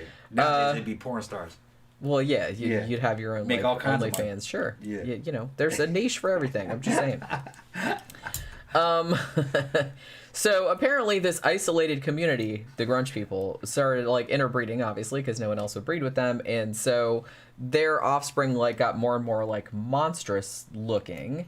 So they live out in the woods in East New Orleans, but of course, as is the way with most of these urban legends, but like, teenagers hear the story and they're like, oh, we got to go check that shit out. So they kind of go out there and like see where that is. So the road where they supposedly lived was called a Grunch Road, which is why they're called the Grunch people. And it's supposed to be this road where, teenagers would go, like I said, they go make out or smoke or drink or whatever the hell. And then story goes that teenagers would do that like on a dare. But then after a while, like some of the teenagers started like disappearing. And some of the ones that didn't disappear would come back and say, yeah, we saw these things that look kind of like albino dwarfs, like out in the woods. So, you know, they had like no noses, they had like red eyes, they had like big ass fucking mouths and shit like that. Then the story got even more gruesome, where they started finding the bodies of these missing people and like all the blood was drained out. Also livestock was found with all the blood drained out, usually goats, sometimes other animals. So that was another thing that was very common. So then from that legend sprang another legend. And like I said, on this show, I didn't really do any kind of like cryptid type legends because we did a whole couple shows about cryptids. And so I was like, well, I don't want to like tread familiar ground. So I tried not to do any cryptids. But the Grunch people had kind of like an offshoot legend. Like, you know, it's an expanded universe where the Grunch people got pissed off and they decided to protect themselves. They were going to tell Satan to give them like a monster to protect them. So the Grunch Road monster is born. So that's like another, like an offshoot of the original Grunch people legend. So I'm just like the Grunch Road monster rather. He's kind of like, I guess he's kind of like goaty looking. And so he's like on the street. It's what he does is he pretends to be like a wounded baby goat, and he lays in the road being like, help me, oh my God. And then so you slow your car down, and then you get out, and then the monster goes like, Wah, and like turns to this big like a Grunch, like a big scary like goat looking shit, and like fucking claws you and eats your fucking face. So, you know, there's that whole thing too. Also, some of them have like magic powers too. It's like a humanoid goat, basically, and but smart like a monkey. Some of them say he has wings too, like bat wings, because of course. So it's almost kind of like getting into Jersey Devil territory. Yeah. I feel like at this point. Jason Wilder jumped in and says we need to do a show on fucking Norse mythology, maybe like Mesoamerican mythology. We should do something like that. I kind of felt like we were thinking about doing that, and I don't remember that we ever got around to. Those are huge subjects, though. We'd have to do like a show on. I'd have to like narrow it down a little bit. That probably would be two separate shows, because the Mayan, Aztec, Mesoamerican stuff. Oh man, that's like talking about Catholicism, with all the angels and all the saints and everything. That would take forever. You have to do it piece by piece. Norse mythology, you could do like a general overview. But even that one, the ideas were, you know, pretty complicated. I'm going to run to the bathroom. Yeah, go ahead. I'm going to go ahead and address the comment section while Jenny is using the restroom here. I'm using the facility. Using the facilities. Let me go back and see what everybody's talking about.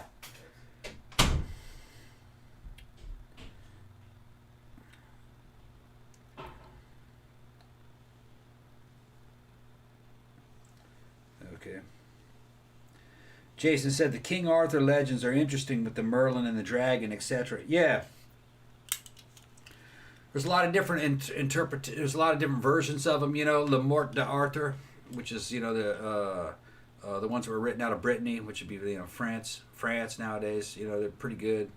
And that's a bunch of Britons in France talking about the good old days back in the honky motherland of England and what they were doing. Of course, none of this shit's historical. But interesting writing. I still to this day have a real soft spot for fucking the movie Excalibur from I guess it was late 70s. And I have it on Blu-ray. I fucking love that movie. And that fucking Wagner fucking soundtrack in the back, fucking, it just brings that fucking inner honky in me out. Fucking, I'll be like, oh yeah, I understand it. Just kind of culturally, I don't know if it's genetics or what, just culturally kind of speaking to me. And in a weird way, that same director did Zardoz. I got to get that bitch on Blu-ray. If any of you subscribers want to send me a fucking gift, send me a Blu-ray of fucking Zardoz before I buy that bitch. Cause I might have to fucking drop my nuts and buy that. But no, that'd be a great gift. Get Zardoz. Zardoz is kind of like a modern version of Excalibur. A lot of that kind of if you read a lot of those fucking Carnegie type Rockefeller Foundation white papers, that's what they're talking about, is what you saw in Zardoz. Hold on, let me go ahead and go to the restroom myself. Zardoz. Hey, Zardoz. I fucking want Zardoz on Blu-ray, man. I want somebody to send me that. Or if not, I'll have to buy it. Oh my god. Slasher Fred says one of the creepiest urban myths is the babysitter and the man upstairs. I actually do want to talk about that. I had so many like urban legends that I picked out, and I was just kind of like, I want to talk about like a few classics. I didn't know if I wanted to go too much into them because I know a lot of people have heard them, like specifically the babysitter and the man upstairs, which has been in like tons of movies and stuff.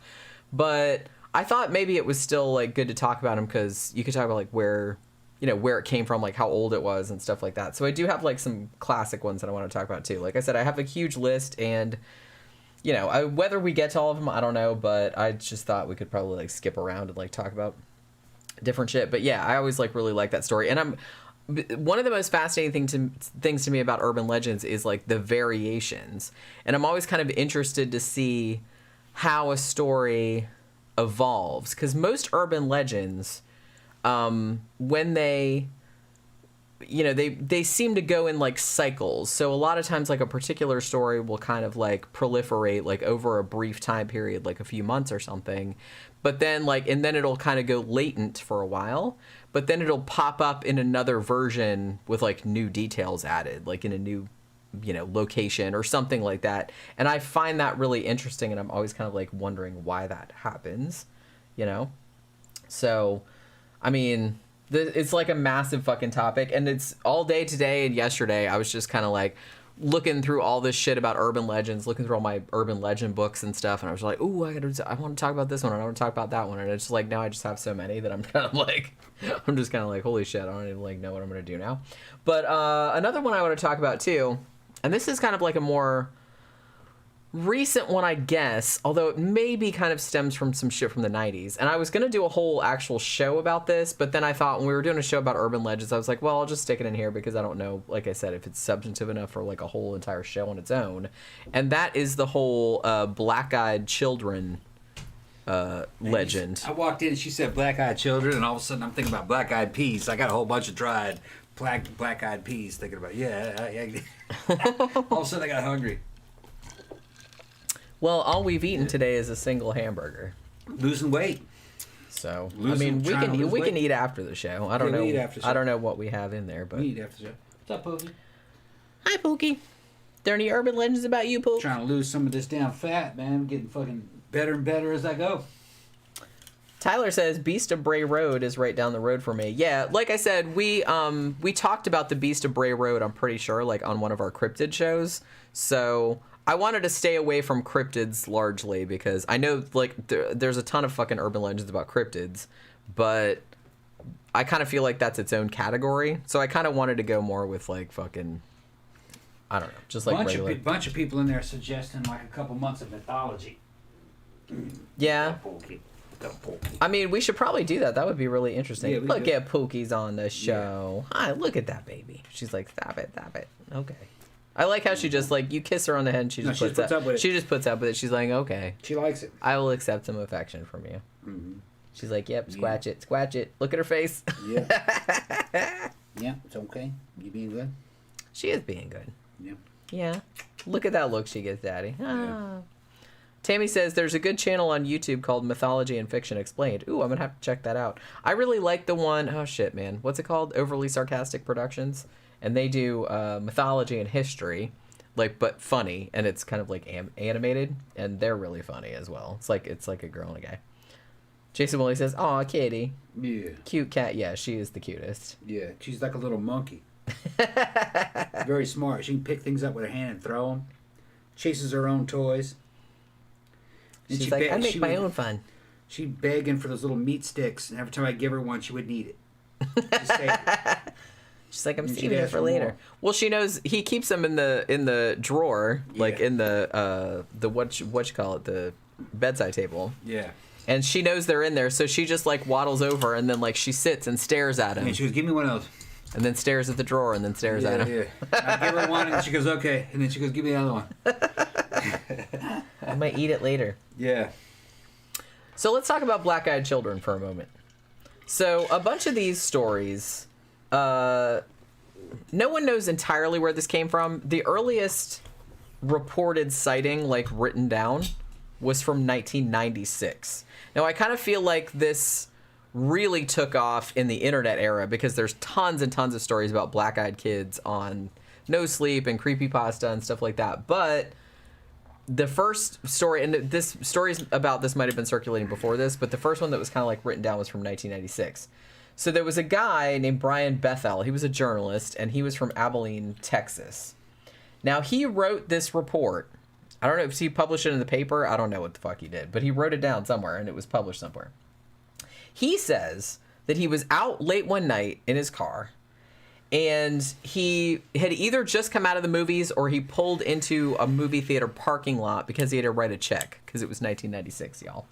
They didn't have this whole take a picture of the check and, do it, put it in your bank. So he's going to write a check, and he's sitting in the car, and he's not really paying attention to what's going on. But meanwhile, two young boys come up to his car and then tap on the window, like driver's side window. And so he rolls the window down, and he says immediately he felt like really, really freaked out, and he couldn't really figure out why. Because they were just like two kids, right? It was like two boys. Now, the older kid says, hey, me and my brother want to watch a movie, but we forgot our money at home. Can you give us a ride back to our house? We don't live that far away. We don't have a gun or anything. So they said like some weird shit like that. So the dude driving the car is just like, man, this is like sketch as fuck. I don't even know if I want to like deal with this right now. And he's like, look, even if I took you to your house and brought you back here, like the movie would be fucking over before you even got here. So what's the fucking point? And he said that basically he like looked, and he started getting really freaked out. So he like kind of like looked away from them. And then when he looked back at them, he noticed that their eyes were all completely black. You know what I mean? So at that point, he was just like, yeah, fuck that noise. And he fucking took off, right? So he's like, kept this up. Now, this was the first written account of these black-eyed children. But since then, this story is like really proliferated. And what usually happens, these kids, they usually look like normal kids, usually aged between 6 and 16 years old. But their eyes are completely black, although most people don't notice that at first. And almost always they like approach a car in a parking lot, or they come to your house and knock on your door and ask you to be invited inside. So they're either doing that, or if they like knock on your car window, they're like looking for a ride.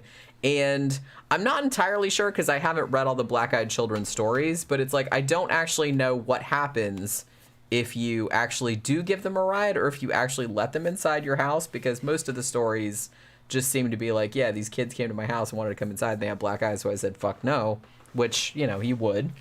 So I don't know like what exactly happens if you do let them in, but they're always trying to get like vampires, I guess. They're always trying to get like invited inside. So that's kind of their whole thing, like whether it's inside your car or whatever. And story goes that they are much more likely to approach you if you already know about them. So sorry, I just like cursed everybody by telling them about it. Now the black-eyed children are going to come to your fucking door, and then you'll see what happens. So let me talk about a few kind of like classic ones, because Slasher Fred also brought up serial kill in the backseat, which was another one that I wanted to talk about. Because as I said, I know a lot of people have heard some of the classic ones, but I find them interesting just in the variations of them and like where they might have come from. So let's talk about probably one of them. I didn't really want to talk about the Hook because I feel like that's like everybody knows that story, right? Yeah.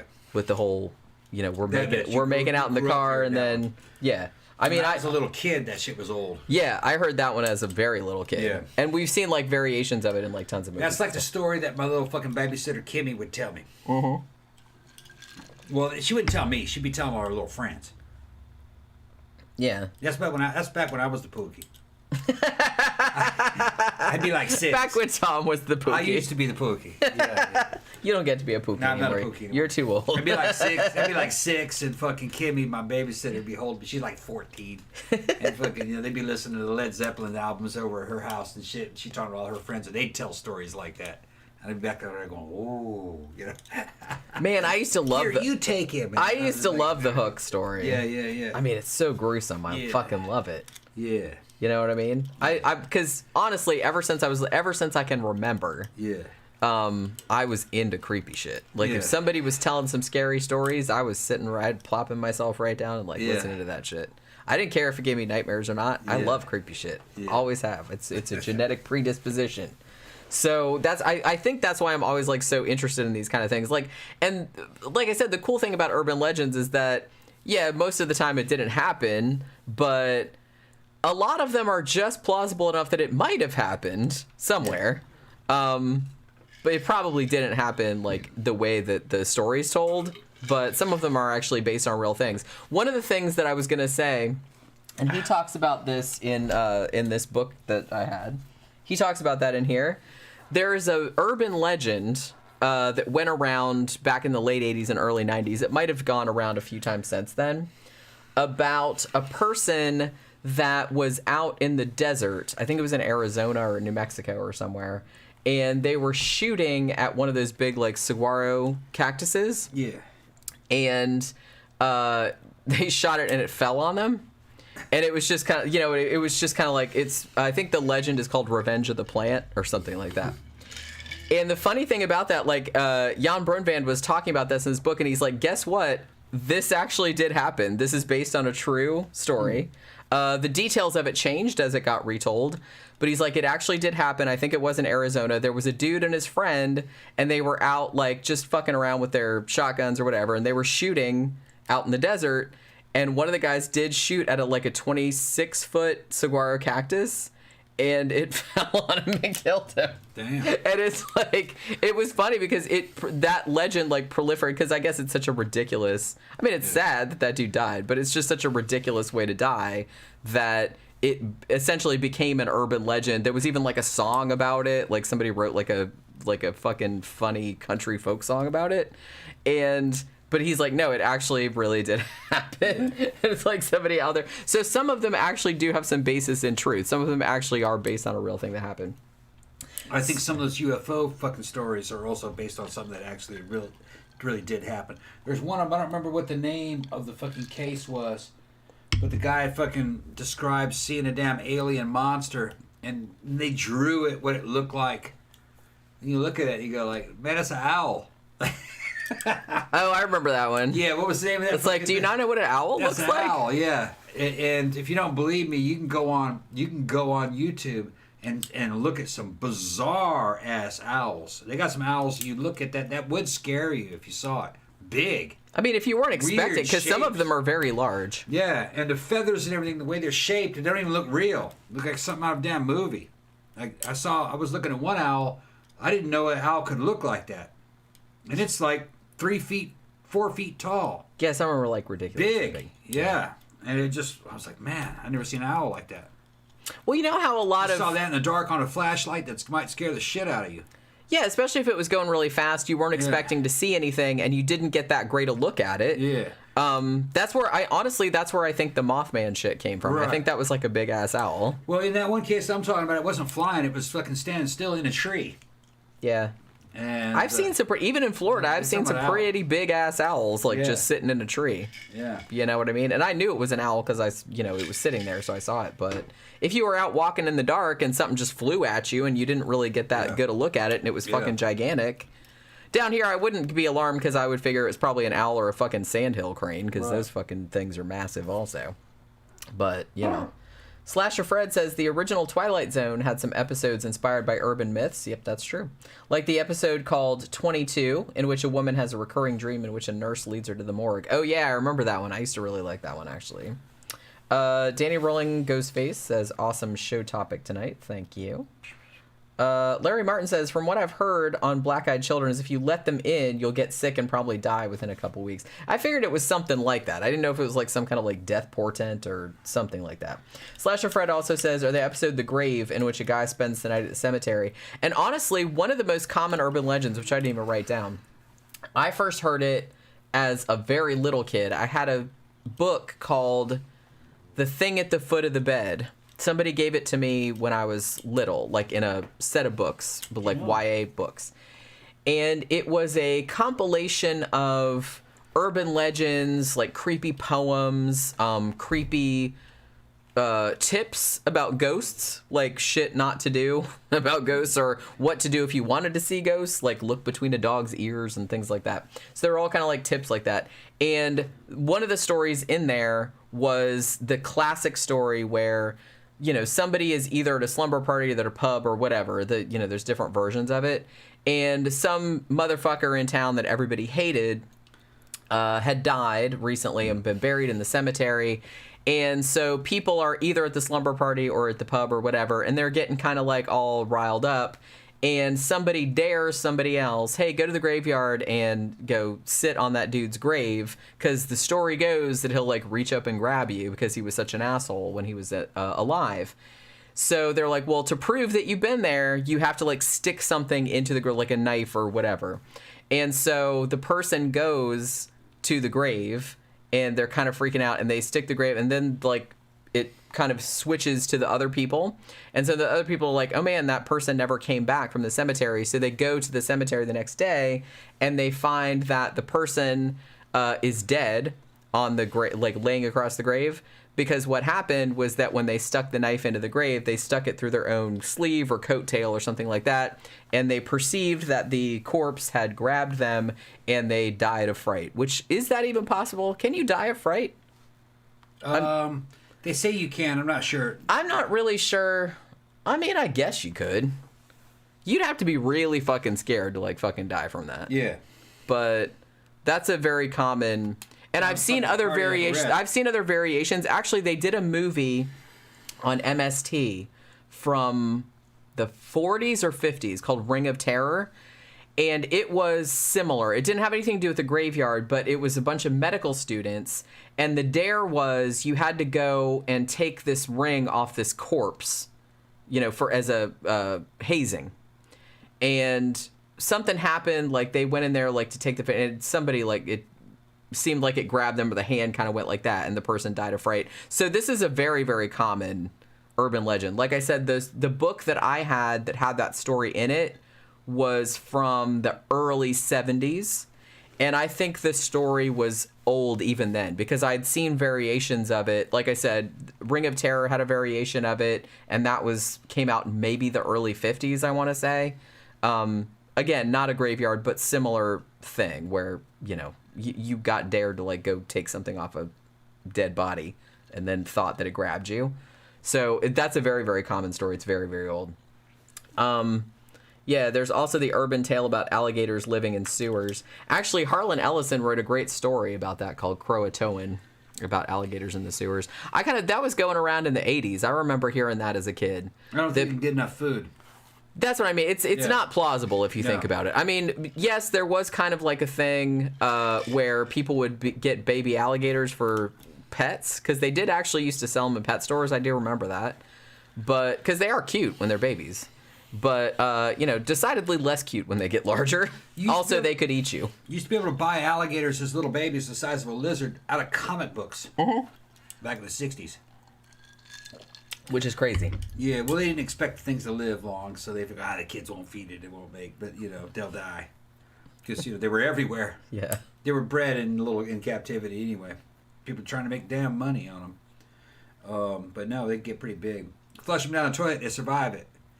They can get in the sewer, but they wouldn't live long. No. It's too cold down there. Alligators, I don't know if you guys know, but alligators, one, there's no food, and two... I mean, other than maybe rats, but alligators like warm environments. Yep, and they would have to be. They're going to want to be in the sunlight. If anything, they would try to go downstream as much as possible, till they eventually got out. Maybe they'd go out to the ocean, but they'd probably end up in a processing plant, and be killed there. They wouldn't survive it. I kind of feel like, They would. I mean, baby alligators are small, but they're not small enough that you could like easily flush them down your toilet. Just gonna say. Well, no, some of them are the size of a fucking lizard. A lizard. But like I said, the story went that once they got too big, Yeah. then the people would flush them. Like No, once they got it's too big, then they're you not couldn't gonna flush fit it. down the fucking right, toilet. Yeah, that's true.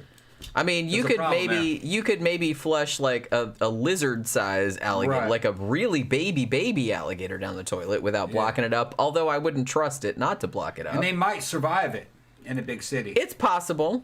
They can hold their breath for a fucking half hour. Or an Again, hour. that's the thing. But the story is that all of these, there was a proliferation of baby alligators that all got flushed down toilets, No. and now there's like a whole, little No. community of them No like way. living down in the sewers. No way. No food. No way. There's no way that could happen. No food. Well, it's just kind of like, and we've talked about this, having to do with some shit It's like a that. tropical animal. Yeah, it's the same kind of thing when you talk about like the fucking Loch Ness monster and shit like Yeah. that. It's just kind of like the environment would No. not support it. If you flush one down and it was small and it survived it, which it probably would, they can hold their breath for about an hour. It would end up in a sewer. It would try to go downstream. It would end up in some kind of sewage processing plant where it would be separated, and it would end up probably in a bunch of sludge. And it would try to get out. And it probably wouldn't be able to. There's little pools and shit of it, and they're trying to process it. And then they'd filter some of it, the good water, and fucking. There might be some runoff places where it would fucking. I think in some places there's some sludge plants where they pump it out into open fields where it dries.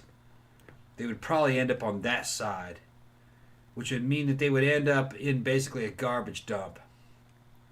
Then maybe they could survive that and walk to a place where there was fresh water. But it would immediately become a wild alligator again. It wouldn't be in the sewer. There's no reason for it to be in a sewer. Yeah, why would it stay there? It would Right. probably just try to get out. It would get out. It would immediately try to get out. And it might be able to get out, depending where it was. If you're talking about up north, no, it'd die the first winter.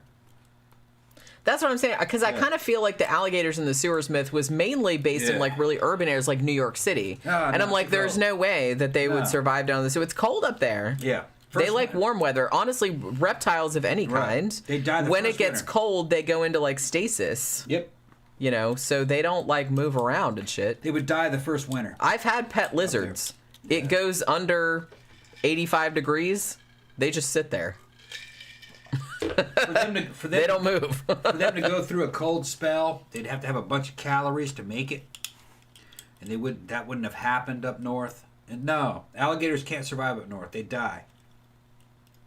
Jason Willie says So the alligator film was great when they flushed it down the toilet. And then John Gore says alligator scared the hell out of me as a child. Me too. Honestly, I haven't seen those. Gotta see them. yeah, I haven't seen it in many years, but when I saw it as a kid, it scared the fucking crap out of me. Well, alligators are scary, and the thing about it is that, I grew up in Florida, and yeah. we have gators and we have sharks. Yeah. So watching a horror movie about gators or sharks, that's not far-fetched. I mean, like, that could totally happen to me, and that is very scary. I was never scared of them. Once you got up to about 10, 11, 12 years old, I wasn't scared of them. I mean, in Mississippi, it was a known fact that some people kept them in their house down in Louisiana, where you have like a doggy door where the alligator could get out. These are people who live on fucking P-row, out of bayou. And fucking the alligator will sleep inside during the night. The daytime, it leaves. They had people that raise them like dogs. That come in, they don't even feed the alligator. It's just the alligator they fed them when they were babies. But then when they got big, the alligator comes in the house to sleep. And then every day it leaves through basically a doggy door in the floor and goes out into the fucking bayou and fucking does what an alligator does. And then at night, when the sun starts going down, they'll come in the house and sleep. They got the shit recorded. It would be on film. I've seen it before. But, if you raise an alligator, they can be docile towards the person that raises them. You can't do that with a wild one. But, yeah, they've had people that have them as pets. And we're not talking a little alligator. We're talking 10 foot. 10 to 20. Nowadays, it'd probably be 14, 16 feet. Because that was 80s that they were doing that. And they'd still be alive. Alligators live a long time. An alligator can live to be 100 easy. Just that they tend not to. They tend to die before, because they get bigger and bigger as they go. There have been some reports, I don't know if it's true, but guys flying over the bayou fucking look down and see a fucking huge alligator that they estimated. These are supposedly serious reports, and they were estimating from the sky that alligator was 20-something feet long, which would mean you're talking a 150-year-old alligator, which I wouldn't doubt it. Problem is that once an alligator gets that size, it has a large caloric requirement. So there'd have to be a lot of food, which I guess there is. But the bigger an alligator gets, the more of a target it becomes. I don't think something like that could hide for long. Somebody would see it, and go after it and try to kill it. Go, look at the size of this thing. Hugo says, best gator movie. Well, I mean, Alligator was a good one. Some people have mentioned Lake Placid, which was also very good. Jason Willie says Rogue, which is that's one that I've been wanting to watch, actually, because that's been recommended to me. That's actually a crocodile movie. I think Lake Placid was crocodiles, too, now that I'm thinking about it. So, I don't know. I haven't seen that many alligator movies, to be honest with you, other than Alligator.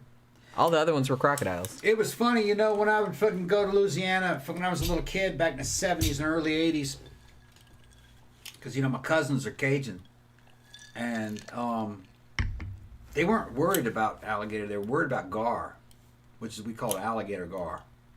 It's a fish with looks like a head. It's more like an eel. Very primitive fish with a head that looks kind of like an alligator. Big old long snout filled with fucking needle-sharp teeth. And they can get pretty big. And they were trying to wipe them out during the 20s with paddle boats that had this electric apparatus that was supposedly electrocute them. Guys are trying to make money doing that. Doing a public service of getting rid of gar. They thought they were fucking dangerous. I don't think they were, though. In modern times, divers have gone down in there and tried to interact with them, and they're not hostile. Fucking scary looking, though. And I remember as a kid, they were mostly afraid of those. Because we'd be swimming, afraid you'd get attacked by gar. Alligator gar. Yeah, I remember those. We had those here, too. Yeah. We assumed they were fucking like a shark. But when you look at them, you see what I'm talking about. But as a kid, I remember fishing. And fishing out there, and you'd see them hit the water, and the back of that gar rolling over. Like that. Some of those things had to have been 10, 12 feet long. Huge. Huge. Back in the 70s. I don't know if they're still out there that big, but they were big back then. You could tell when they'd hit your bait. They wouldn't hit and fucking struggle like a bass or anything else. They would just hit it, they'd take it, and run with it slow. And you're like, it's just a long, steady pressure, and then pulling on the line. You couldn't fight them. It would just break. Boom. It was weird. Yeah, so your imagination run wild with you, how big that was. But I think they were probably 10 to 12 feet long. Maybe 80 pounds. Maybe 100. I don't know. Just look like something from a prehistoric era. Yeah, a couple people brought up Crawl. Yeah, we saw that in the theater. That was actually pretty good. That was an alligator movie. Yeah. Yeah, we saw that in the theater, didn't we? Yeah, I just said that. Yeah. It was Crawl 2, wasn't it? No. Was Crawl 1? Yeah, it was the first one. But they had McConaughey in it, right? No. What are you talking about? We saw one in the goddamn theater about alligators. Yeah. Matthew McConaughey wasn't in that. That wasn't Matthew McConaughey in that? Who was that was in that? I don't remember who was in it, but it wasn't Matthew McConaughey, I don't think. I think Sam Raimi produced it. Yeah, was Matthew like a McConaughey hurricane in that? coming and it was underneath the house. Maybe he was in it, but I don't remember him being in it. I thought it was Matthew McConaughey. It might have been, I don't know. But yeah, it was about alligators. Yeah. But it wasn't part 2. The one that we saw that you're thinking of was the shark one, 47 meters down. Yeah. That was part 2 that we saw in the theater. We were talking about dying of fright. Sheila Ann said, yes, my friend's mom's little sister, a dog chased her. I mean, this was the 20s, but that's what they said she died from in the 70s. So maybe. Like I said, it doesn't sound that implausible. Slasher Fred says there's the Bloody Mary tale, which was the inspiration for many horror movies, including the 1992 classic Candyman. Then Stardog78 says it's Cold Night for Alligators, which he's referring to the Rocky Erickson song, I'm presuming. Nomfornik says, I was always curious when the Bloody Mary story started. My sister knows of it, but no one older than us seems to know anything about it. But I don't know how old you guys are, but when I was a kid, the Bloody Mary shit was all the rage. You had slumber parties, and you kind of had to do that. Well, you had to do the Bloody Mary thing, and you also had to do the light as a feather, stiff as a board. You're raising people up, like in The Craft. No. I saw it work one time, sort of. Right. We didn't they weren't flying or nothing like that, but it was like it did. She did come like a couple feet off the floor. Okay, so it did work one time. The Bloody Mary thing. But I never had that work, though, obviously. As a teenager in Brazil also had the Bloody Mary myth. So I don't know where it came from, but they had it, too, in Brazil. I think that's been around a long time. Yeah, and that's fucking on the other side of the equator. South America. It's crazy how some of these stories... you compare ones with different cultures and stuff like that, and a lot of them are really, really similar. Yeah. I kind of feel like most cultures have something like that, where it's kind of, even if it's not called Bloody Mary, where you go in a dark bathroom and you say somebody's name in the mirror however many times, and then they come and eat your face or whatever. In Brazil, it was Bloody Mary.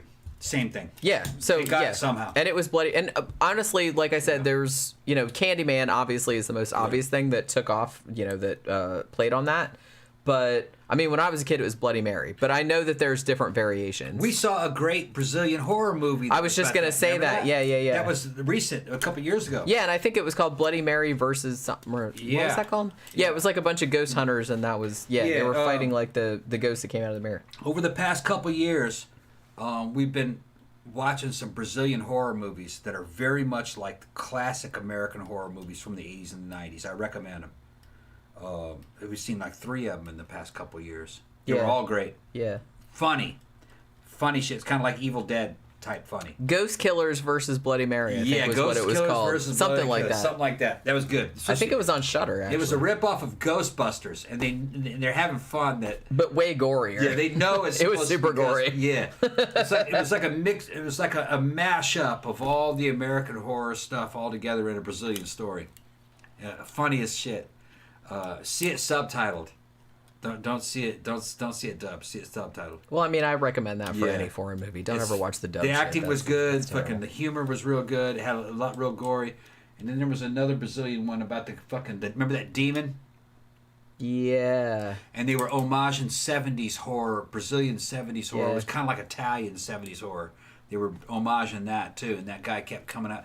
Remember that? And he was like, he got transformed into that weird fucking machete wielding demon. That was a good one too, but I forgot what it was called. Yeah, what the fuck was the name of that one? No, I can't remember. We did review it though. I'd have to look back because we reviewed so many movies. I can't remember. Yeah, Brazilians know horror. They grew up with the same horror movies that we did. See, that's the cool thing. The cool thing about horror, just like the cool thing about urban legends, which is a lot of horror is based on urban legends, is that we all it's very like it's very unifying. Yeah, because humans everywhere kind of have similar fears. Yeah. So it comes out in slightly different ways depending on what the culture is, but if you dig into it, they're like very, very similar. Yeah, and Brazilian Generation X is like American Generation X. They fucking listen to the same heavy metal fucking bands and shit, and they'll be riffing on Iron Maiden and stuff during the middle of the band because they watched that. They were listening to that too. So it's just Brazilian horror is real good. The modern stuff. The old stuff wasn't that good, but past couple years. Yeah, I've seen some really good Brazilian horror movies lately. Slasher Fred says, if you guys ever see that 80s classic 3 Men and a Baby, there's an urban myth in which there's a ghost of a murdered boy. Yeah, I've heard that one too. Now, officially, the story is that it wasn't a person in the background. It was like a cardboard cutout of somebody that got left in the shot or something like that. There's also a similar myth about the Wizard of Oz, where there's supposedly a shot where you can see a dwarf that hanged himself, which didn't really happen, but and you can kind of see it in the background. So that's another common urban legend that goes around about the Wizard of Oz. But you know what I mean. Victor says, "Hey, I made it. Only 2 hours and 9 minutes late." Yeah. Just kidding. We haven't even. Honestly, I've only talked about like 2 or 3 legends at this point, and I have like so many. But John Gora said I was raised Catholic. I wouldn't mess with that Bloody Mary stuff. Honestly, like I don't believe in any of that kind of stuff. But when you're a kid and you're at a slumber party, That's what it was. And slumber parties. It's always kind of like, well, it's like, why tempt fate? You know what I mean? Yeah. It's kind of like, it's probably nothing's going to happen. It's just kind of like another urban legend that I was, that I saw online that came up a lot is this legend of this thing called the Black Angel, which is like, it's in this cemetery in Iowa City, I think. And it's this, it's all kind of like ossified. So it's an angel and it's kind of like looking down like that. It's a grave and it's all black. And story goes that pregnant ladies, if they walk underneath it, they'll have a miscarriage. Or if you touch the statue, then you'll die within 6 months. And I kind of feel like even people that don't believe in that kind of stuff, I always kind of feel like you'll probably think about, nah. I mean, why risk it? You know what I mean? You never know. I wouldn't think anything bad would happen, but even I would probably think about it for a second, like, nah, I don't need to touch that. I'm just saying. So I kind of feel like everybody has that little bit of doubt in there, which, like I said, that's why like urban legends proliferate so much. So let's kind of talk about some kind of classic legends. Okay. So we'll talk about if you've heard versions of this or what versions you've heard, because there's like these ones have been around for so long that there's like a lot of different variations. So one of the ones I want to talk about was the vanishing hitchhiker story. Now, Jan Brunvand wrote, it might have been his first or second book, and it was called The Vanishing Hitchhiker, because other than the hook, I feel like this is probably like one of the most popular, at least American, like urban legends. Now, the version that I heard when I was a kid, I don't remember who I heard it from. Version that I heard was, it's usually a dude, and he's by himself, and he's out driving on some remote, road at night. And it's usually like a young woman. He sees a young woman by the side of the road that looks like she needs help. Sometimes the version I heard, she looked like she was wearing like a prom dress or some shit like that. Like she looked like she'd been out to some fancy do or whatever. And the weather's kind of cold, so he picks her up and she's like real appreciative and everything. And most versions I heard, he gives her a coat because it's cold outside and she doesn't have one. And then she tells him to go to this particular house. Hey, drop me off here. And so he does. But when he pulls up in front of the house and turns around to say, hey, here we are, she's gone. Now, in some versions of the story, he investigates. So he actually goes up to the house and said, hey, is she here? Blah, blah, blah. And they say, oh, well, yeah, that's our daughter. Because, he describes her and they're like, yeah, that's our daughter. She died a year ago. It's usually like an anniversary. She died a year ago, like in a car accident, like right where he picked her up or something like that. So that's a very common iteration of the story. I've also seen other versions where if he gave the girl a coat, like sometimes he goes to the cemetery and then like the coat is like draped over her grave. I've seen that one as well. Thank you, Victor. Have some money. Well, thank you. We will. They giving out money? Yeah. Handing out money. Thank you very much. Victor's handing out money. Handing out that damn Just money. Well, paying Jenny for her hard work. The money. Yeah. Slasher Fred says there's an urban myth in which a man dressed as Santa Claus climbed down the chimney and died, which was used in Gremlins. Yeah, that's right. Although that might have been based on a real thing because there was actually, it wasn't anybody dressed like Santa Claus, but it was actually a teenager. Yeah. I can't remember when it happened. No, it was after. Was that after? More recent. I think that's happened more than once, I think. And he was trying to get back into his house, like he was sneaking back into the house, right? Okay, there's another one where there was a teenager trying to break into a house that was unoccupied, but everything, there was stuff in it. And he tried to shimmy down the chimney and got stuck, died in there. And they didn't find him till 7 or 8 years later. His body had been up there. The house got sold, purchased by somebody else. And there was an obstruction in the chimney, and they checked, and there was that missing kid up there. Can you imagine? Holy crap. Yeah. Like, well, hey, Chimneys there's your don't problem. go straight down, dumbasses. There's fucking turns in them and fucking valve-type things to shut the plenums, and sometimes they get narrower. Don't jump down a So just chimney. pro tip, don't try to like Don't break jump- into somebody's house by going in No, through the chimney. fucking break the glass. It's not going to work out the way Break you the think. glass and go through the window. Much Fucking- easier. Yeah. Thank you, Bryce. From New Zealand, all the way from New Zealand. Damn, thank you. 10 New Zealand dollars. Top quality content. Thank you. Thank you Always very good much. subjects. Love the different views both of you bring. Thank you very much. That's very nice of you. Yeah. But yeah, so that's, again, that is an urban legend because so many different versions of it have been told, but that actually did happen a few times, like in real life.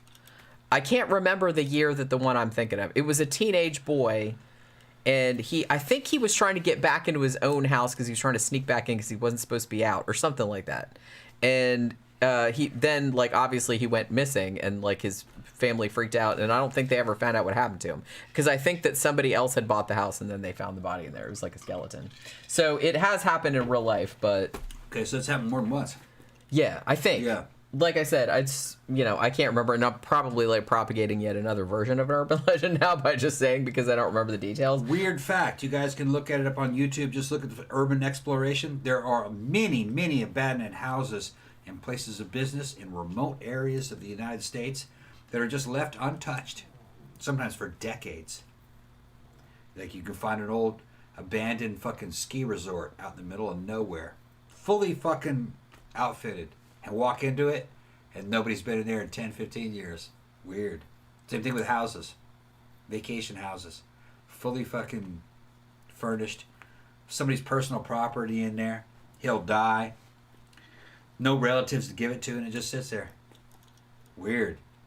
Sometimes with cars out in the parking lot. It just becomes, the state gets it, but then the state doesn't know what to do with it, so it just sits there. And sometimes classic cars, like Corvettes and shit. Tammy said, didn't The anyone sounds- smell the body? See, that's what I always want about these. That's one thing about all of these kind of stories, like a body that's been in a house for a really long time. I kind of feel like there's going to be a window of time where it's going to smell like a dead body. Yeah, about a I month. mean, that's a very distinctive smell. About a month. And most people would be like, hey, there's a fucking dead Yeah. body up in this In the shit. case that I heard about, he was stuck in the chimney during the time when the fucking house was abandoned. Nobody owned it. And Which, like I said, that would make it a lot more nobody plausible, owned it for a obviously. long period of time. Because I'd like to think that if Right. somebody crawled up in my attic or something like that Yeah. and died, I think that I would smell that shit. Yeah. Just saying. And I would be like, yeah, something's dead up there. Might need to check that out. I mean, you might think it was an animal or something like that, but you would definitely know something was wrong. I mean, that is a very distinctive smell. So, yeah, I do kind of feel like the one, and like I said, I can't remember all the details. I do remember it being a teenage boy, and I thought that it was his own house. Maybe he was breaking into a house and nobody was in there, but I don't know. I thought it was his own The house. one that but I could be know, wrong. it was a house that was furnished but abandoned. He tried to gain access to it and got stuck. Was left in there for years. He was missing. Eventually, somebody bought the house during the refurbishment. Then they tried to use the. Somehow they knew that there was a damn obstruction in the fireplace in the chimney, and that's when they found him. And I think it was 5 to 10 years. You guys can go and search that shit on the internet. And you can get back with me, drop it in the Victor comment says section. the I think- doctor that died in the chimney was in 2010 in Bakersfield, California. Okay. Okay. This is a teenage guy that I was talking about. Yeah, I remember 18, hearing one about a 19. teenage boy too. Right. It sounded like he tried to get into a house that was abandoned but furnished. Probably just to see what was in there and use it for a hangout. Maybe take his girlfriends in there. Maybe fucking smoke some weed type of deal. He didn't want to damage the house. He was just trying to gain access. Got stuck in a chimney. Never found. Till, you Which, know, man, that'd be a never found when he was shitty way alive. to go. Yeah. No, thank you. But yeah, so yeah, Mary Connolly said there was a single woman wearing a leather jacket went out but died in her garage.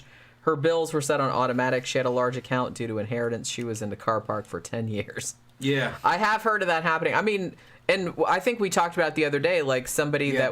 that lived alone and they like fell behind their wardrobe or something like that and broke their neck Yeah. and like died back there. And it was like years before anyone found them because no one thought to look for them. And the cats starved to death or fucking died of fucking thirst. They found the cats dead up in the windowsills trying to get out. That upsets me more than Yeah. like fucking Oh, there was another one where woman in an apartment fucking died in front of the television set while it was playing, and she sat there mummified. Yeah, you told that several one years, before. I thought. Yeah.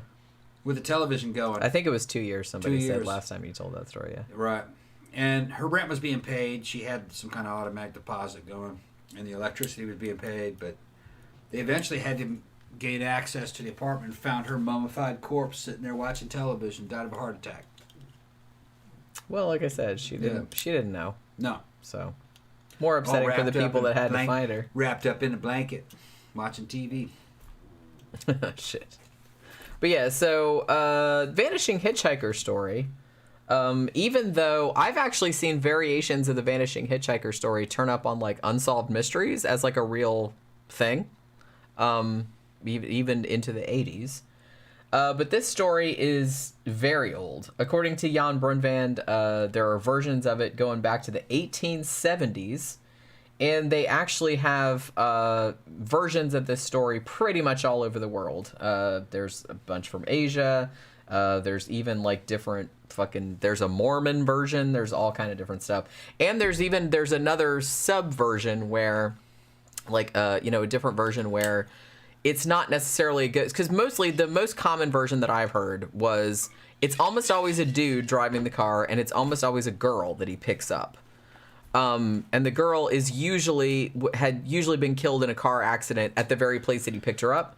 And then, however, like some way he finds out that she died, like either by going back to the house, the address that she gave him to return something that she left in his car, or going to the cemetery where she's buried and seeing his coat like draped over the gravestone. That was the most common versions that I heard. But there are other versions where the person that gets picked up by the person picking up the hitchhiker is like a god or a goddess in disguise. Like in Hawaii, there's a version where it's Pele, like the volcano goddess type situation, and she's like testing people out, like to see if they're like good Samaritans or whatever. And so she just looks like a normal person, and then you pick her up, and then like after you like drop her off, she's like, Shazam, I'm Pele. Like, really? So there's that version too. And I kind of feel like that is a kind of a biblical story, sort of, isn't it? Isn't there a kind of a story where Jesus pulled some shit like that? Not hitchhiking, obviously, but There were a lot of different Jesus stories that got omitted from the New Testament. I kind of feel like there was a Jesus story or two that was similar to that, though, where he was like pretending, oh, look, I'm just like such a, like, he's trying to get somebody to help him out, and then he's like, I don't know. it's like Candid Camera. Yeah. Sounds like something. Guess what? I'm Jesus. Sounds like You something, win. Sounds like something extra canonical that probably would have been in there. There was a lot of Probably. stuff- Well, yeah, that's probably something like a from the later Book one. of Thomas. I'm just saying, but even so it seems like variations of this story, like particularly ones where the hitchhiker turns out to be somebody like supernatural, like a goddess or something. That seems to be like go back like thousands of years. Because it's Roman. The Yeah. Romans did that shit. Yeah. So the Greeks, they came up with stories like that. The gods were in disguise. You testing you. Yeah. Well, shit, man. Fucking Zeus or Jupiter would disguise himself as a bull and try to get some pussy. He disguised himself as Yeah. all kind of things. Because we all know that women just fucking love that damn bull dick. I know every time I You know see what a I mean? bull, I just You're want to like, jump whoa, on whoa. that. Yeah, I know. So they're like fucking. Good job, Ooh. Zeus. Yeah, Zeus He doesn't know shows anything up about as a bull. I'm like, Okay, well, bull. How about a shower of gold? I mean, Yeah. that's good too. Swan? Yeah, I How think he about did that. Yeah. maybe swan? He did all that, I think. Yeah, that's why I was making that Yeah. joke. Right.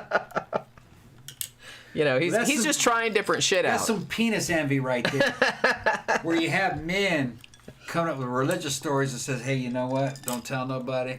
But Zeus, he's showing up dressed as a bull and fucking hitting our women. Really? He goes, yeah, motherfucker. God damn. Damn. How are we going to compete with that? Wish I thought of Just that. like, yeah. That's what that's all about. That's fucking hilarious. Can't compete with that shit. Although it kind of makes me laugh that like Zeus is actually like approaching women Yeah, in all these animal forms, in and the animal women are like, "Oh, okay." I guess to the fucking to the fucking Greek male and the Roman They male, thought women were they were like- degenerate, yeah, and they would just sleep with anything that had a big dick. No, I think that's not degeneracy is what it is. What it is that they're imagining that the sexual power of these animals might be better than them. So it's penis envy against animals. Well, it's insecurity is what it is. Exactly. So they're always kind of like, well, we're worried that an animal might have might be better than us. But yeah. Yeah. Which is hilarious. You see the when size you of think that about fucking bull? You see the size of that fucking bull? I mean, have you guys ever seen a whale penis? Look how jacked that bull is. Dude, those women must be fucking lusting on that shit. Yeah, they gotta be. Which is projection, big time. Of course. They're like, you think they are? He goes, fucking right, they are. Yeah, they're fucking lusting off that shit. Like, damn it. So when Zeus shows up, he's dressed like that. He is. Yeah, women are falling for it. How are you gonna compete with that? That's what they're thinking. So they were kind of like back in the old days. Trying to put myself in their those shoes. were kind of like incels because they're like, well, the reason we're not getting laid is because Zeus is going around being a sexy bull, and he's getting all the ladies. There you go. Or a sexy shower of gold, you understand. or whatever. Well, a shower of gold. I understood it before. That's the ancient equivalent of a shower of fucking $1,000 bills. Which would be awesome. Shows up, I don't want to fuck it. But if somebody wants to shower me with $1,000 bills, then that would be fine. In the minds of ancient man, what mattered was money's dirty. How jacked the dude was, how big his dick was, and how much money he had. So they had all that covered. I know. God shows up as a shower of money to hit these women. How are you going to compete with that? You can't compete with that shit. He's made of money. Yeah, he's literally money. Those women are rolling in the shit. Nowadays it would be like fucking cryptocurrency, or fucking guy shows up and her fucking ATM fucking just goes pa-ching, pa-ching, pa-ching. Every time she fucking looks at her fucking debit card, there's more money there. How is she gonna How are you gonna compete with that? Can't compete with it. So it's supernatural cucking, is what it is. Stories of supernatural cucking. God is so badass that he's cucking you out. You'll never compete with him. Well, that's why he's a god and you're not. He's a god, you're not a god. So, you know. So, it's but we have imaginations. Well, then you have like an excuse for being lame, though, because just like, well, I can't compete with that, so you know. Exactly. Women are the worst, and I'm just gonna like be my dorky ass self. And money, power, big dick, and fucking fuck it. We've already lost. So we're just gonna give up. Yep. We're gonna give up and fuck the sheep. Well. I mean, but, you know, hypothetically. It sounds like they're rationalizing why they're not getting laid. Well, yeah, that's exactly what it is. They're rationalizing why they're not Greenspark says Supernatural Cuck should be a band name. Yeah, Supernatural Cuck. Cucking your ass out.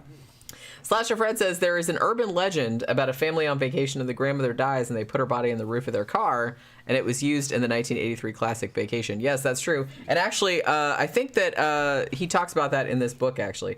And there's another, I can't remember because I haven't seen Vacation in a long time, but there's a further, like the story goes further than that. It's like grandma dies on the vacation. They tie her body up because they're out in the middle of nowhere or whatever. They put her on the roof of the car because they're going to take her someplace, and the car gets stolen. So it's kind of like a funny, I mean, morbidly funny. That's the kind of shit I think is funny. But, you know, so I don't know if they did that in the movie or not, but that's like part of the urban legend as well, that the car eventually gets stolen with the body on top of it. Okay, Tammy says she Googled it. She says, just Googled it. He disappeared in 2008, found in 2015, less than a mile from a home in a chimney of an abandoned cabin. Okay, so he was trying to go into an abandoned cabin. Trying to get to a cabin, yeah. I don't know why I thought he was trying to get back in his own house. No, it was a cabin. I must have been thinking of something else. He'd been up there for a long time. Yeah, I thought it was a while. I thought it was a long time. His family was looking for him. Yeah. He wasn't a criminal or anything. He was just trying to get in that damn cabin. You know, probably to unlock it so he could have access to it. Yeah. Evidently, nobody was using it. Bring your girls in there, man. Bring some girls. Fucking, you have a date. You have your own cabin. Nobody's been in there for a long time. If you don't have any money, you're a young guy, I can understand that. Yeah. I'm going to use this cabin. Yeah. Victor says Supernatural Cucking is a band in Austin. Is it? Is it already a band? Look that shit up. Okay. I don't have time for that. I don't have time for this. I find that hard to believe that we're just like talking about that. You just like said some random shit and there is a band called that. But everything I say is a band. I don't know. I believe it. Yeah. Yeah, you can make band names out of all the kind of stuff. Yeah. But yeah, so okay, so vanishing hitchhiker story, like I said, very, very old. Maybe goes back to Bible times in certain variations. But the first time that folklorists actually studied it, and this is, like I said, this is what I find really interesting, in the early 1940s. So you had two folklorists, Richard Beardsley and Rosalie Hankey, and they decided they were going to try and figure out where this story came from. So they started collecting all these different accounts of it. Like, they started asking people to tell them their versions of it. So they ended up getting 79 different written accounts of this same story from all over the U.S. Now, what they found, they categorized them into 4 different versions. Now, what they called them A, B, C, and D. The A version, the most common one, and this is the one that I heard. The ones where the hitchhiker, they pick somebody up, the hitchhiker gives the address, and then later on, like, the motorist stops in front of the house, turns around, the girl's disappeared. He goes up to the house and finds out that the girl is dead, and usually, like, died right on the road where he picked her up. That's the most common one. 49 of the accounts they got were that variation of the story. Across 16 states that came from. The B story was versions where the hitchhiker was actually an old woman, and she usually had some kind of prophecy about some disaster that was going to happen. And these were usually from the 1940s because they usually had to do with either World War II was going to end, or there was something bad was going to happen having to do with, like, the Century of Progress exposition which took place in Chicago around this time. So they think that this is like a local variation that came about, like, in the Chicago area, because a lot of them were based around that particular thing. And this old lady was just like, oh, this bad thing is going to happen, or like the whole place is going to flood or some shit like that. So that was another variation.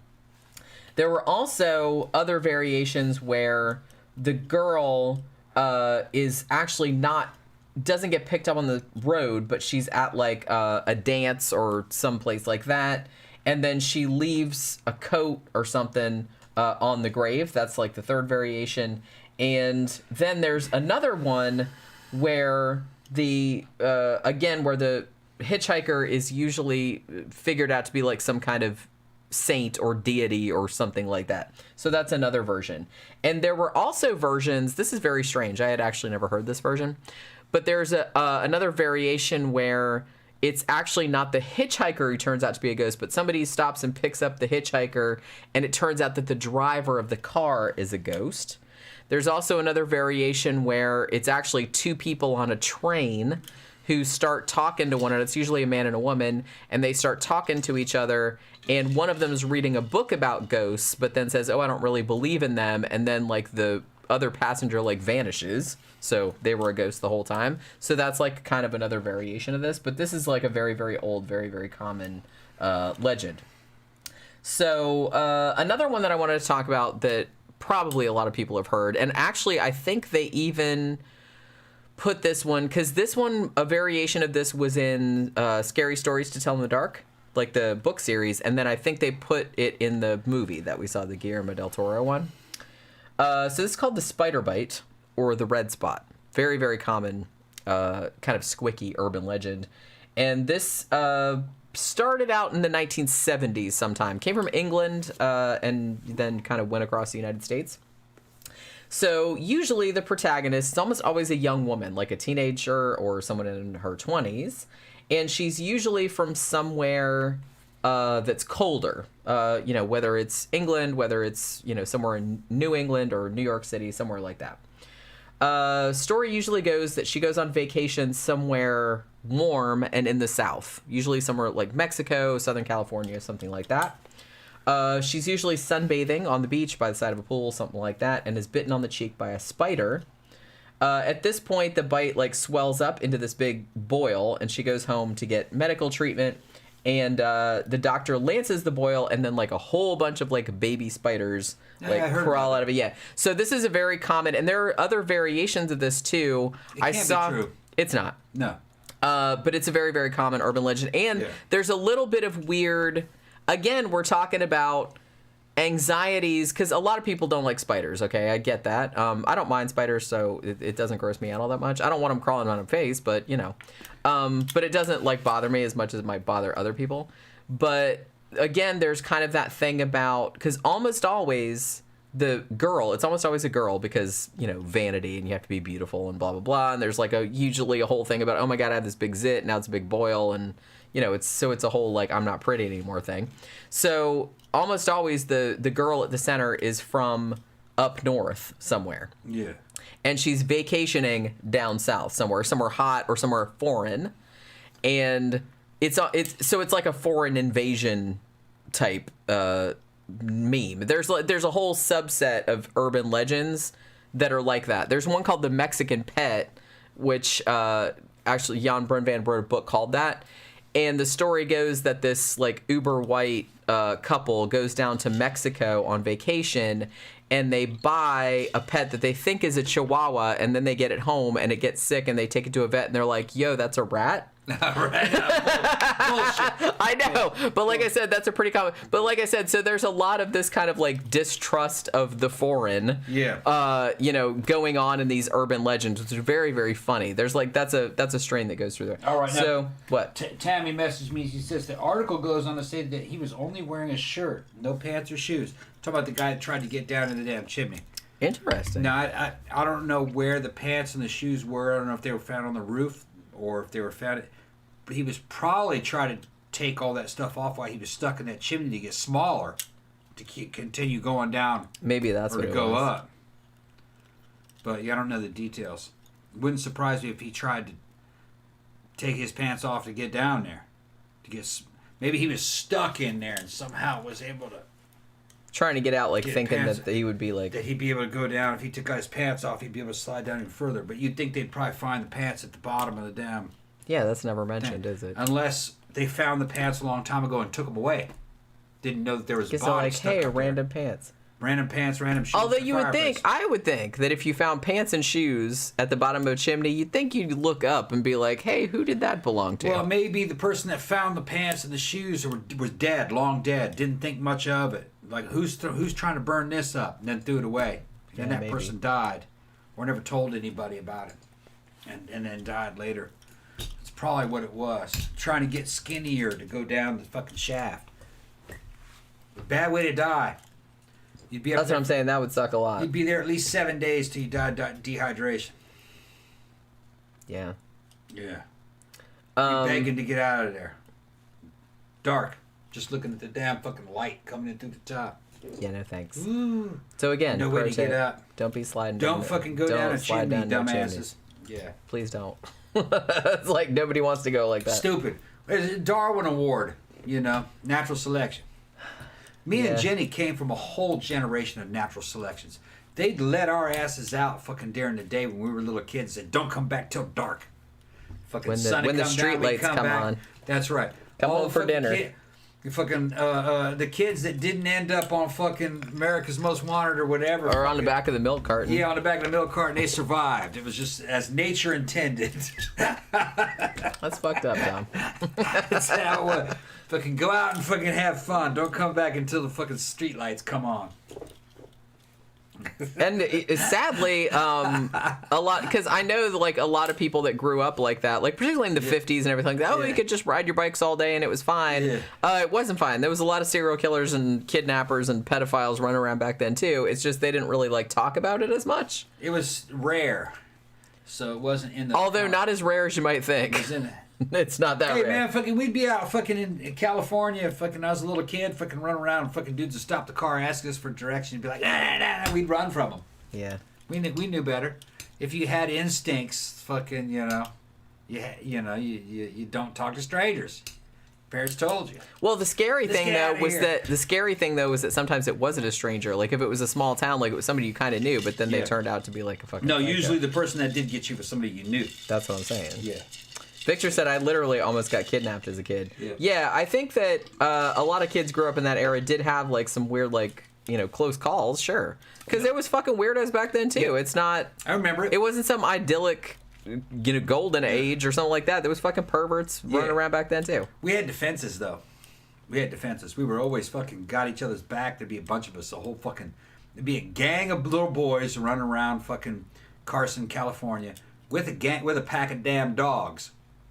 The little boys and the dogs would all be together. You weren't there for that. If there was more than I one, wasn't. You weren't there for that. Yeah, I was.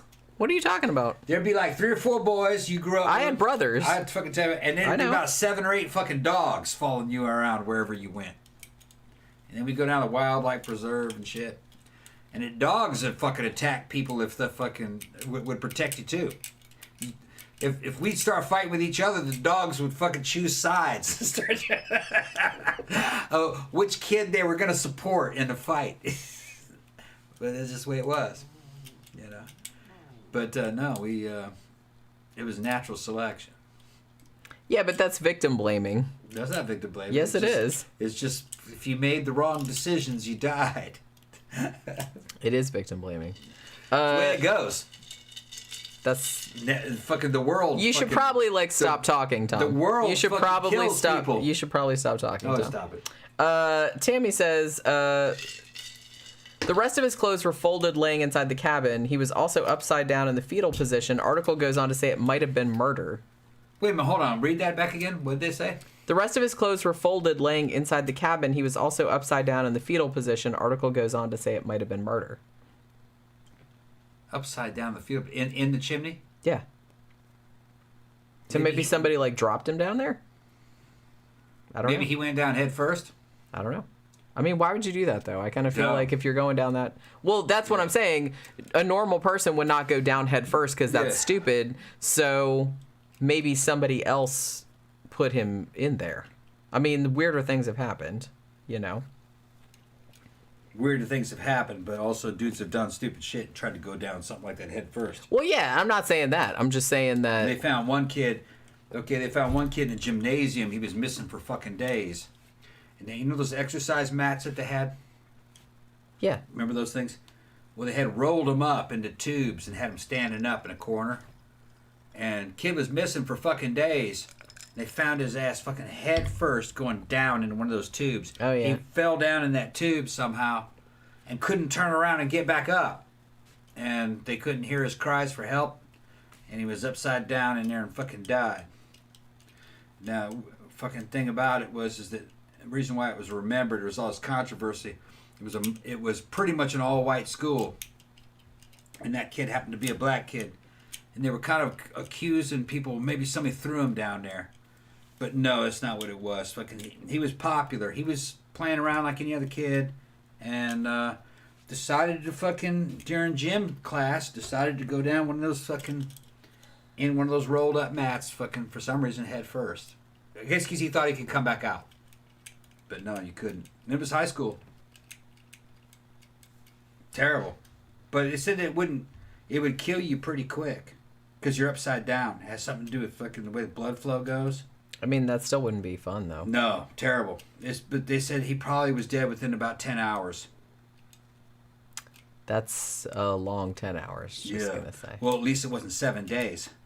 Well, yeah, but Okay. I'm sure being in that situation wasn't... Yeah, no. He wasn't thinking that way. Nope. He couldn't fucking get the strength together to fucking crawl backwards up out of that damn rolled up mat. And well, think about it. You weigh a certain amount of pounds. You know what I mean? How much strength would it take? How constricted would you be? And you're a fucking teenager. You wouldn't think that fucking just doing something as dumb as jumping down there for fun. You wouldn't think that you couldn't get back out until it was too late. Well, that's what you get for thinking. That's what happened. As my dad used to say. Yeah. Yeah. John Gora says Tom Savini was picked up and abused as a child by some rando. So he says, "Yeah, I've heard of that. Like I said, I think it's a lot more widespread than people thought back then. It's just that people didn't really talk about it. Depends on the area you're in, probably. Well, yeah, but I mean, I've written about enough true crime cases to know that shit absolutely did go on a lot back then. California, that was a lot of it. I mean, everywhere. Honestly, there was a lot of shit went on in the Midwest, too. Yeah. I mean, a lot of weird shit went on in the Midwest, Well, too, I think it was two different factors. California, you had population density. So statistically, something's going to happen there. And then we talk about Midwest and certain places in the South, you have a low population density. So all it takes is just one maniac to be out there. Chances are he'll evade detection because there's no witnesses. So two separate effects happening, which we've talked about that before. Yeah. All right, so where was I? So I was talking about the spider bite legend. And I was going to say that there's actually another variation of that, which came out like probably about the 1960s when girls started wearing like bouffants and like their hair all ratted. You know what I mean? Like up in those big hairdos. And so there was another urban legend that was similar that the hairdos, like you ratted it up and you never washed it. So then it got full of spiders and then they would like all kind of like run out. So that was another common thing. Now, all of these kind of invasion by creepy crawlies stories, folklorists usually call these quote unquote bosom serpent stories.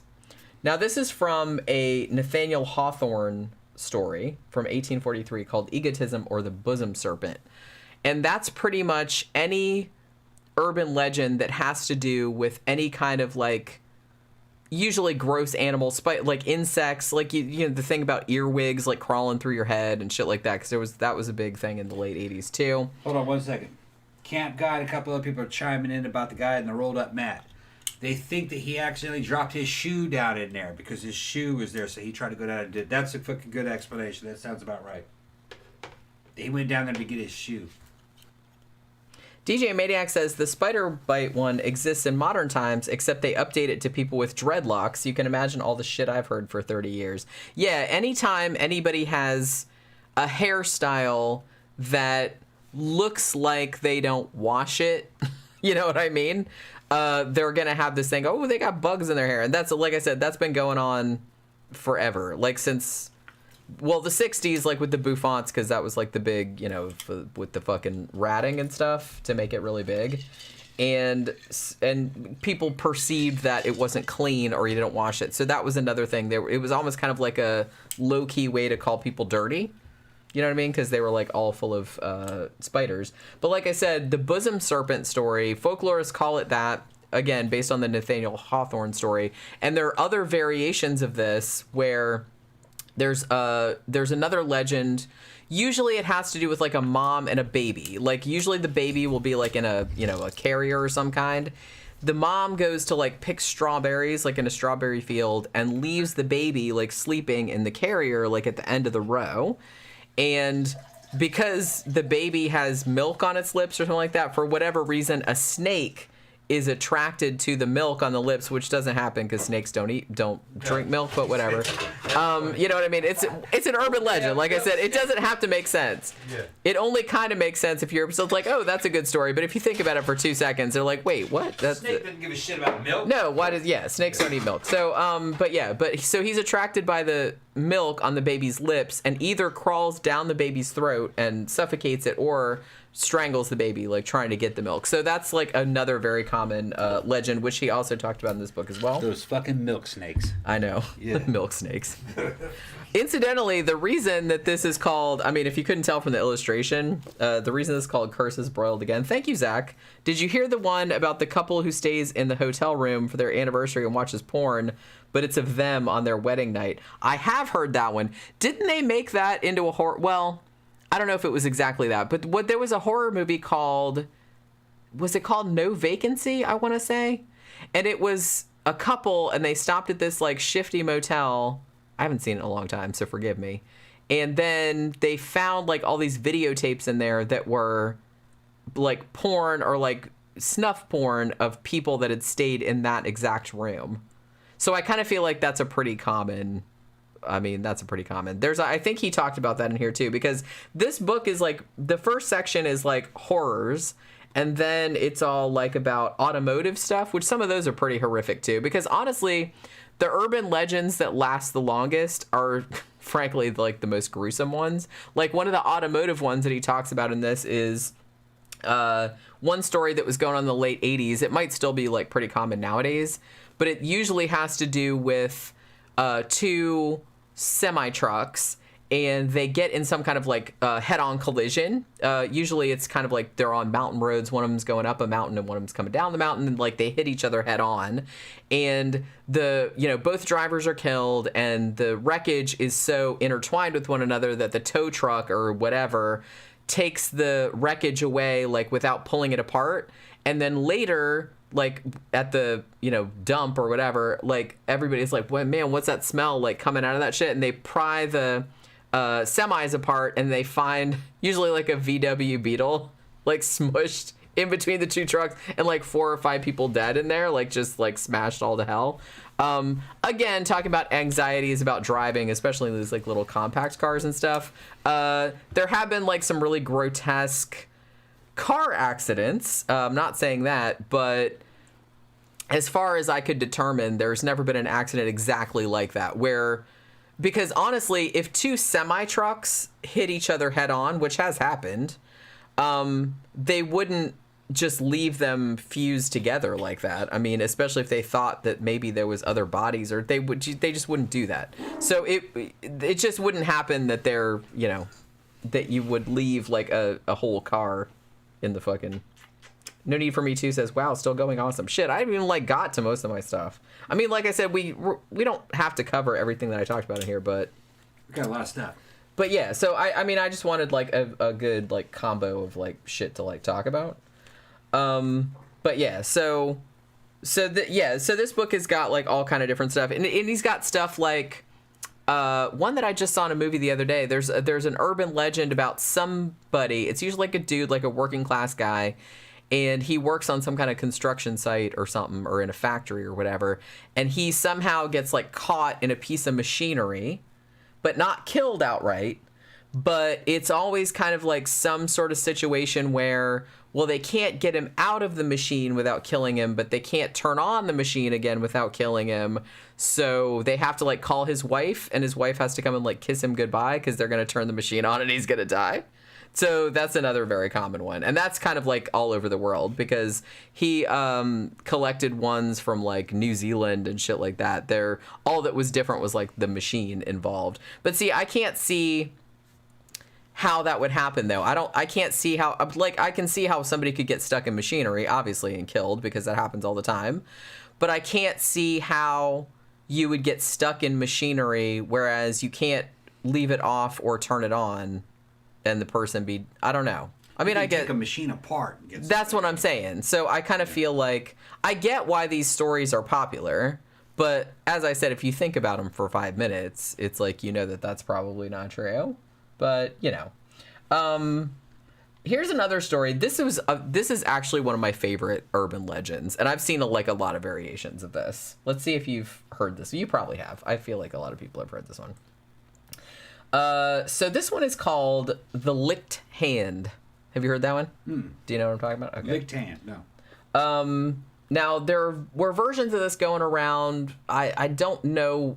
It's been around for a while. Now, the earliest one in print that they could find was from 1982, as far as I know. But I think it was going around before that. Because that's the thing with urban legends. A lot of times they were like oral folklore before somebody wrote them down, like wrote a short story or something like that. Cookie's watching you on this screen. Are you really? Yeah. Oh. Seeing you move over there. She's like, what? There's a little bitty mommy over there. Yeah. She's wigging out. Yeah. So, story goes, the most common version, this is the version that I heard.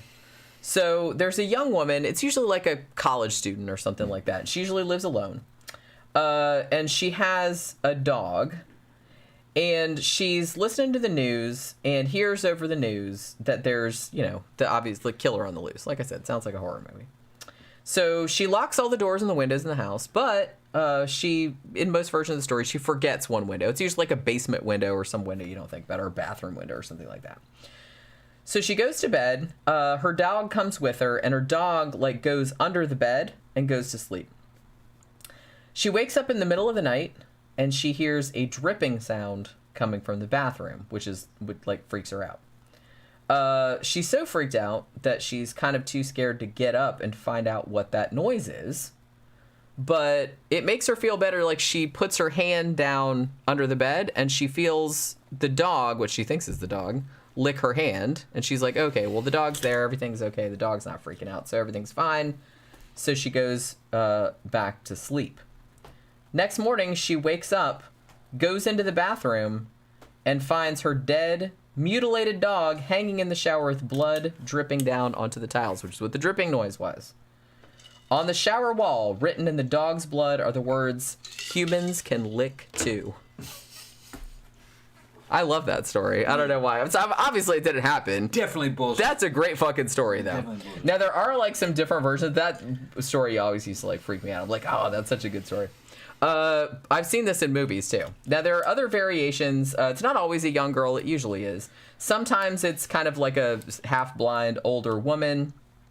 The breed of the dog varies. Sometimes it's the shit that happens to the dog is like way more graphic. Like sometimes it's skinned or disemboweled or something like that. Message is sometimes on the floor, the bathroom mirror, rather than on the wall. And there's also other versions where the parents come home and actually find the killer hiding in the house, usually in the basement or the closet or something like that. So there's, different versions of this. Pretty much the dog always dies, unfortunately. Sometimes the girl dies as well. Sometimes the killer's in the house, sometimes not. Honestly, though, this might be an updating of a very old story from 1919. There was a story by M.R. James, the very famous English ghost story writer, and it was called The Diary of Mr. Pointer. I kind of feel like I've read that one. I don't remember if I read it on my Witching Hour series, but I know I've read it. And there is a scene in that where there's a dude, and he's like at a desk or something like that, and he's reading a manuscript about a student dying, and he's like petting what he thinks is his dog, like next to the desk. And then he looks down and he sees that it's not a dog, like it's a person, and it's like a killer. So I think that might be where this came from. But honestly, I always really liked that story. That's, for some reason, I really dig that one. Humans can lick too. I'm just really into that. So somebody mentioned this one earlier, and I wanted to talk about this one too. Killer in the Back Seat. This is another one that I actually really like.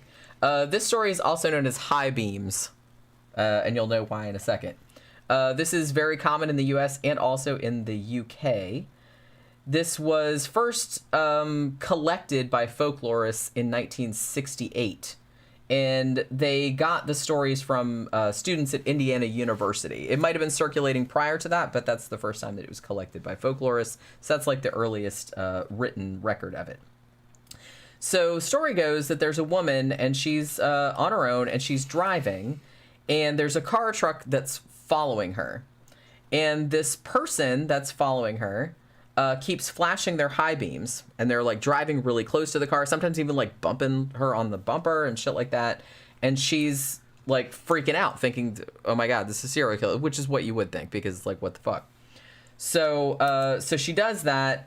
But usually the twist in the story is that what is actually going on is that there is a murderer in the back seat of her car, and the person that is behind her is trying to warn her about it.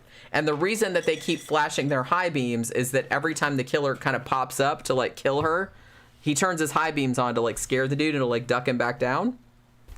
And that's the reason, like, he's trying to be like, hey lady, there's a killer in your back seat, like you might want to take care of that situation. So that's another, and there's another version too where a woman gets into her car and then a crazy person jumps out and starts like yelling and slamming their hands on the car, and then she's like, what the fuck, and she drives away. But then every time she, like, wherever she drives, however fast she drives, this dude keeps like popping up and like hitting her car and yelling, and she can't figure out what the fuck's going on. And then she stops at a police station and says, what the hell, there's this dude that keeps popping out and like hitting my car. And then the cops like drive her back to her house, but then when they go with her back to the car, they find again the killer in the back seat. And it turned out that the person that was outside of her car hitting the car was actually like a ghost, of like this killer's former victim who's trying to like warn her about it. So this story has to do usually with a woman driving thinking that the threat is coming from outside when it's actually coming from inside. So it's always kind of like a vehicular variation of like the babysitter and the man upstairs story. You know what I mean? Where the call is coming from inside the house, the killer is coming from inside the car, pretty much. And it's usually a kind of thing where the woman feels threatened by the person behind them, who is usually like a bit like a scary looking dude. So it's somebody that if you were a woman driving alone, you would think, oh my God, this is absolutely a serial killer. But then it's always kind of like an inversion where this person is actually trying to save you from the actual killer who is already in your car. So it's kind of like, it's almost kind of like a moral, which a lot of urban legends are, where it has a moral like don't judge a book by its cover type of thing, because it's usually, because I've seen variations too where a woman will pull up at like a gas station. This is probably like the version that I heard earliest. She'll pull up at like a remote gas station, and then like the dude that's like running the gas station is like sketchy as fuck, right? And he's like really weird, and she thinks that he's the one that's in danger, but he's like trying to warn her about this dude that's in the back, and she doesn't realize it. So she's just kind of like, woo, like that guy's a killer. So it always has that kind of like inversion thing where the threat that you think is like happening is not the person that's actually the threat. Again, so I kind of feel like, yeah, this has been going around since the 1960s. Probably got popular in the early 80s, mostly because I think a variation of it turned up in the Ann Landers column in the newspaper. Now, interestingly, there might have been a real story that inspired this. There was a case in 1964 in which a guy who was a murderer, he had escaped from jail, and he did actually hide in the backseat of somebody's car. However, the owner of the car in this case was not a young woman on her own, but was actually a police detective and ended up shooting the dude.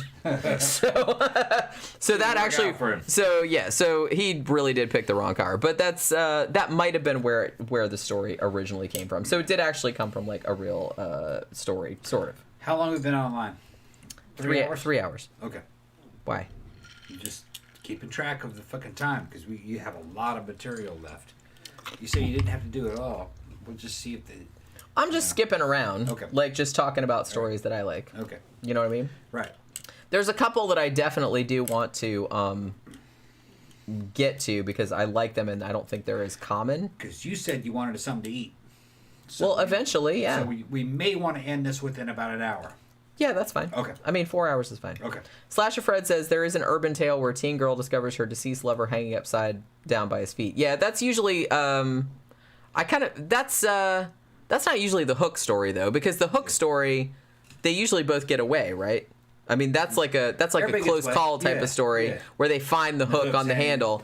The story where they hear something outside the car, they're making out, and then they hear something outside the car, and then the dude doesn't come back, but then the girl's like sitting in the car and she keeps hearing a dripping sound. Yeah. Yeah, that's like a separate story. It's related, but that's like a different story. And then she gets out and the dude's like skinned and he's hanging upside down. Yeah, I've heard that one too.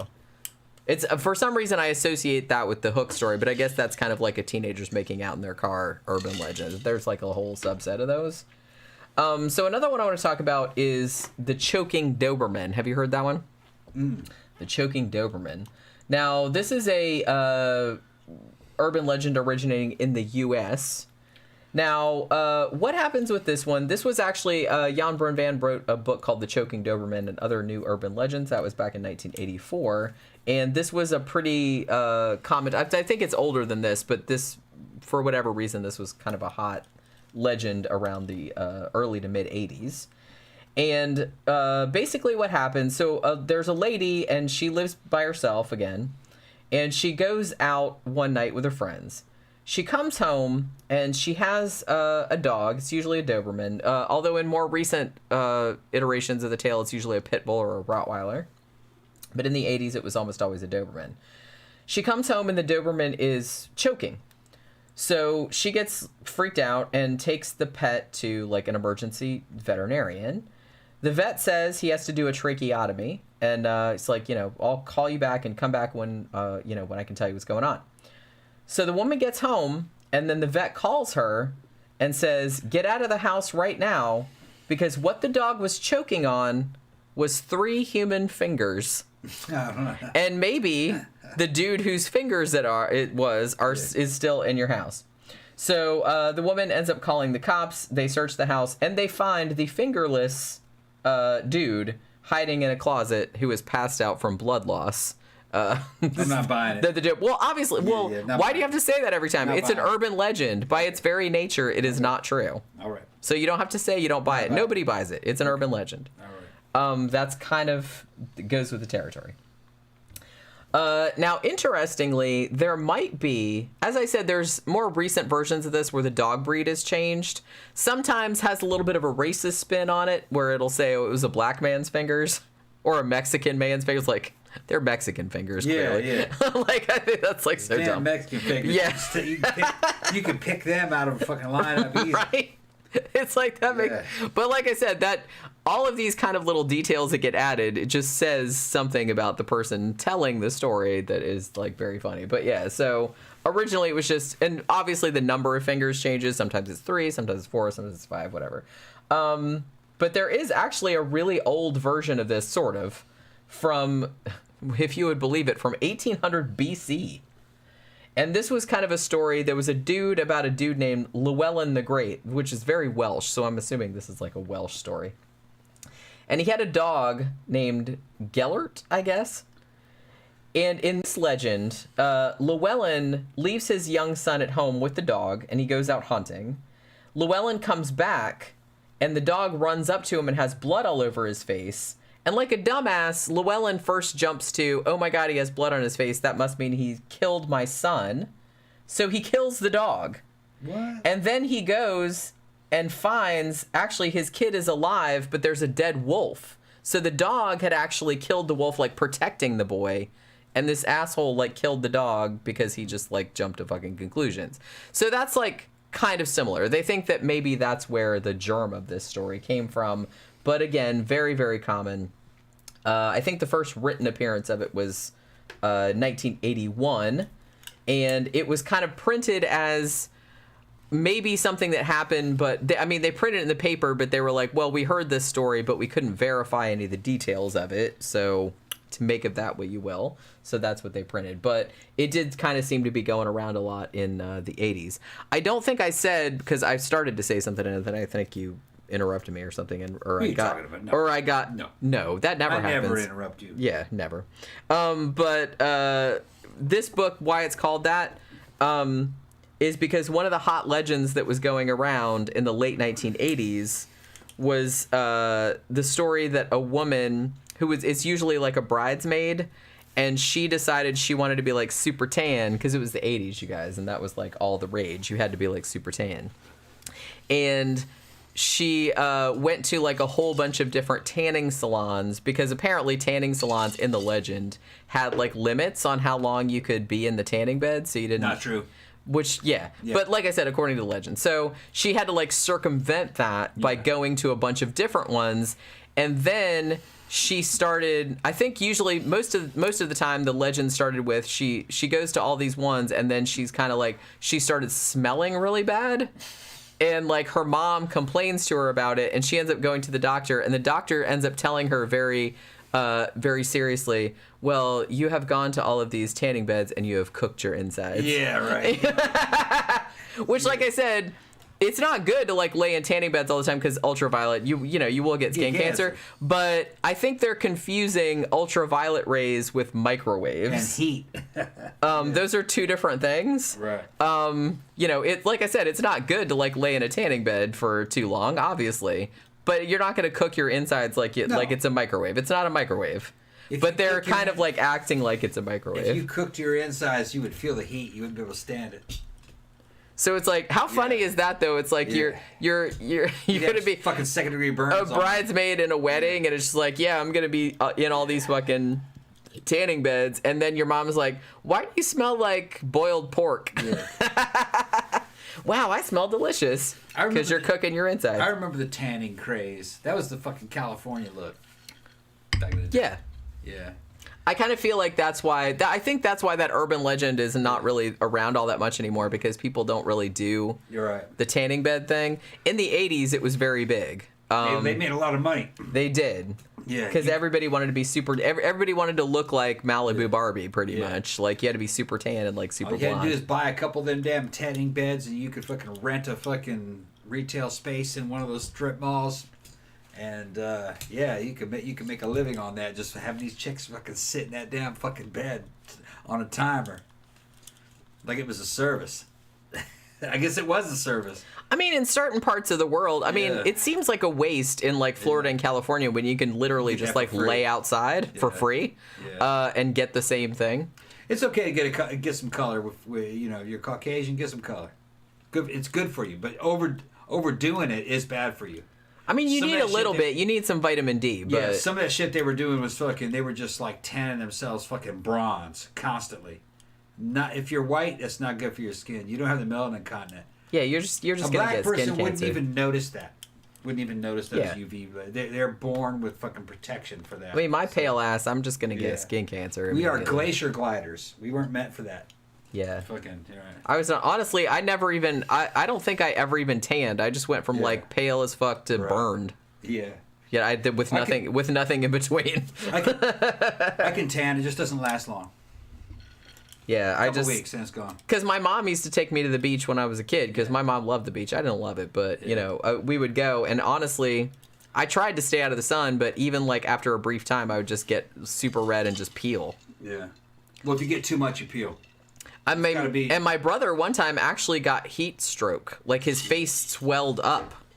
That's how bad like he got like fucking sunburn. You have to get a slight tan first to start building up some defenses. Well, yeah, you have to like layer it. You can't just like lay out for hours because you'll just cook. You'll just burn. Yeah. If you're white, like I said, a black person wouldn't even notice that. They wouldn't even notice it. You can put them in those tanning beds and they would just go, "What's this all about?" Jeffy Art says, in multiple tanning beds, you're more likely to pick up an STD. Yeah, probably. There's probably all kind of fucking cooties in those things. How? I don't know about that. Do they really wash those? I mean, yeah, they probably fucking sprayed them down, fucking wiped them. I hope so. Yeah. Although I guess it's maybe not any dirtier than a gym. Yeah, well, a lot of those girls that were doing that were in bikinis because they wanted tan lines. Tan lines was like part of the sexiness of it. And I remember that look. It did look good. It was like it's kind of like girls wearing lingerie. We shouldn't have anything on. You can see lines. I remember it.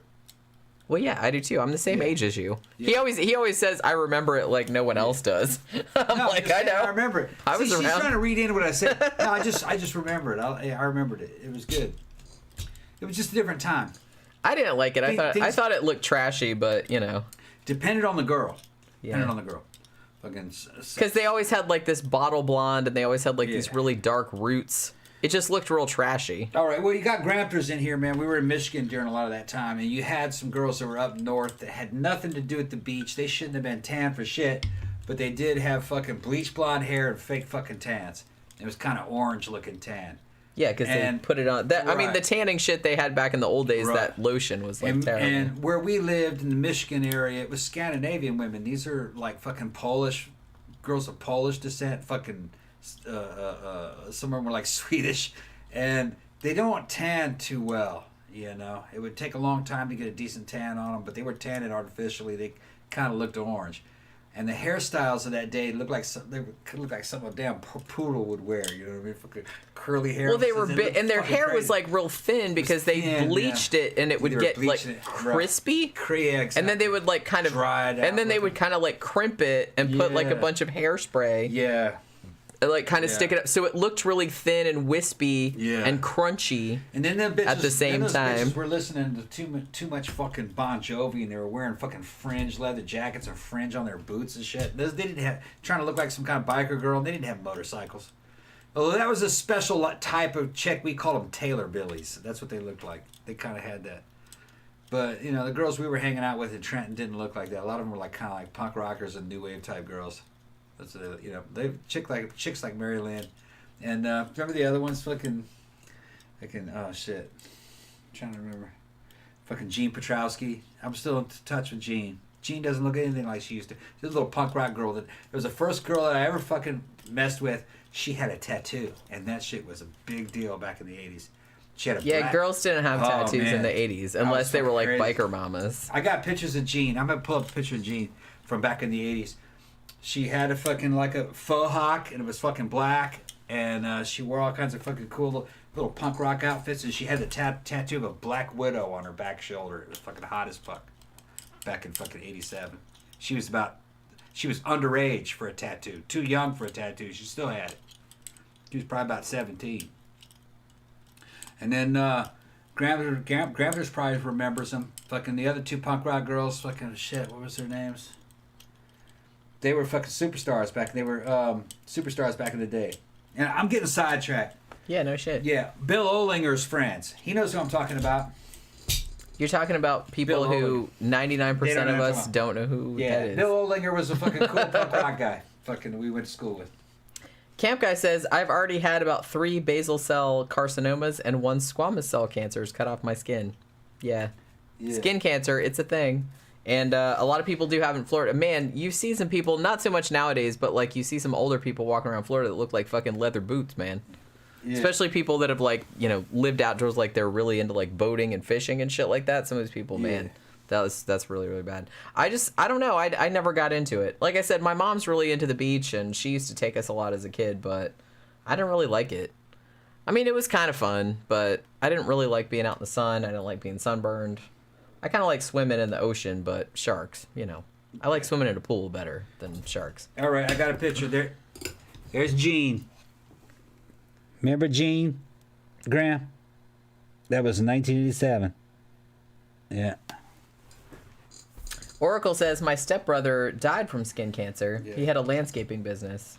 Yeah, I mean, honestly, I don't know. People that work outdoors in Florida, I don't know how they fucking do it. You must put on, like, some fucking nuclear sunblock. I mean, I would if I were you, because that shit's not fun. It'll make you look old at best, and at worst, you'll just get fucking skin cancer. John Gore says, didn't the Dead Milkmen have a punk rock girl song? They did. Yeah. And it was called Punk Rock Girl. Yeah. That I still love that song, to be honest with you. Why do I still remember this? The video for it, the punk rock girl that was in there was actually a real punk rock girl with a big, huge green mohawk. And she was in a band, and the band's name was God's Crotch. Why do I remember that? I don't know, but I do. My favorite line in that song was the verse where they go to the record store and they ask for Mojo Nixon, and the guy says, he don't work here. And we said, if you don't got Mojo Nixon, then your store could use some fixin'. That just fucking made me laugh. If you don't know, if the kids don't know who Mojo Nixon is, look that shit up. But it's just like, I don't know, that just made me laugh. Oh, and also the part about her stealing the car, that like made me laugh too. Like I said, they get in the car, we get into a car, away we started rolling. I said, how much you pay for this? She said, nothing, man, it's stolen. Yeah. That's a funny ass song. I like that song. I guess Graham's gone. He's not responding on there. Yeah, I don't see anything. Yeah, he's gone. DJ Maniac says, I'm friends with Rodney Anonymous from the Dead Milkmen. He makes industrial music now and plays well with us. Oh, that's awesome. He always seemed like an okay dude.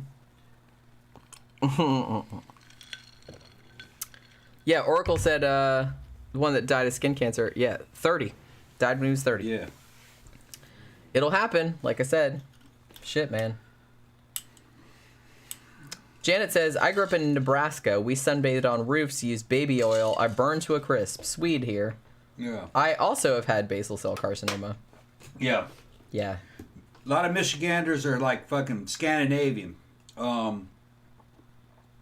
Sophie is one of them, who's a friend of the show. And she's from Michigan. She's from the same little hometown me and Grandpa's grew up in. This is the way they looked. Yep, shit. That she's been here. She's actually been on the show before. But that's the coloration. That's typical in Michigan. They don't tan. I was teasing her. I called her a honky ice princess. She goes, yeah, that's exactly what I am. Well, the thing about it, it's like princess. My fucking, my fucking DNA is you know, kind of like half Irish, half Native American, but my ass doesn't tan either. No, yeah. I'm like pale as a motherfucker. And like I said, I lay out in the sun and I just burn after about 20 minutes. It just turns red. It doesn't go tan. Oracle says, how is Sophie doing? Haven't seen her in a while. She's good. She's good. She's well, she's going through some shit. She's gonna she may be around after a while. We'll see. I don't wanna tell her business, but I'll leave that to her. She's listening. She usually gets on the show a couple days after we post, cause she's working. Yeah, because not everybody can do like the live. Yeah, she can't do the live thing too much. So we may see her around in a couple months. We'll see how things go. She's going through a change of life. Not that one though. No, not that change. I was gonna say. She's going through a change of scenery. Okay. She may or may When you not. say change of life, most people think menopause. No. She may She's or a little may not, young for menopause. She may or may not stay in Michigan. We'll see. Mr. Roboto says, have you tried tanning Jenny body butter? Honestly, I don't really like the tan look. Personally, it's not aesthetically attractive to me. So I never really wanted to do that. I have tried other various tanning things when I was younger, when that was kind of more of a thing, and nothing worked. I would just burn. Red counts as a tan. Yeah, it's a red tan. It's just a red peely tan. It's very attractive. So let's talk a little bit about, again, probably one of the most common urban legends, Babysitter and the Man Upstairs. Now, this has been fictionalized in a lot of movies, When a Stranger Calls, Black Christmas, tons of other ones. So this story actually originated in the 1960s. And usually, like I said, it's a teenage girl. She's babysitting a couple of kids and keeps getting phone calls from a stalker person who keeps asking her to check the children. Most of the time, the children do not survive, as indeed I don't think they do in the movie either. Wait, in the movie, did they live When a Stranger Calls? Oh, shit. Now I can't remember, because I'm getting it confused with all the different versions of the story. But in most versions of the urban legend, the children get killed. And in some versions of the urban legend, the babysitter gets killed as well.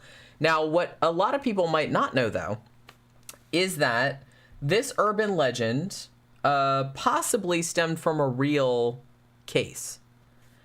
The real case happened in 1950. And this was a girl named Janet Christman. And I think she was only 14 or 15, if I'm not mistaken. It happened in Missouri. And she was babysitting a little 3-year-old kid named Greg. And the parents were going out with like another couple. They were like going out to play cards or some shit like that. And the dad actually left her a shotgun and like showed her how to shoot it and everything, like how to load it and whatnot, and left it by the door. So this is 1950 in Missouri. And apparently at some time during the night, she called the police and said something like, please get here quick. But then she didn't talk anymore. So they couldn't trace it. It's in 1950. And so they didn't know where they were supposed to go to. And when the parents got home, they found the girl, the babysitter, and she had been violently raped and murdered and was just laying in the living room with the phone like off the hook. Now, the kid was alive. Actually, the kid didn't even wake up the whole time. So the kid survived, unlike in the urban legend.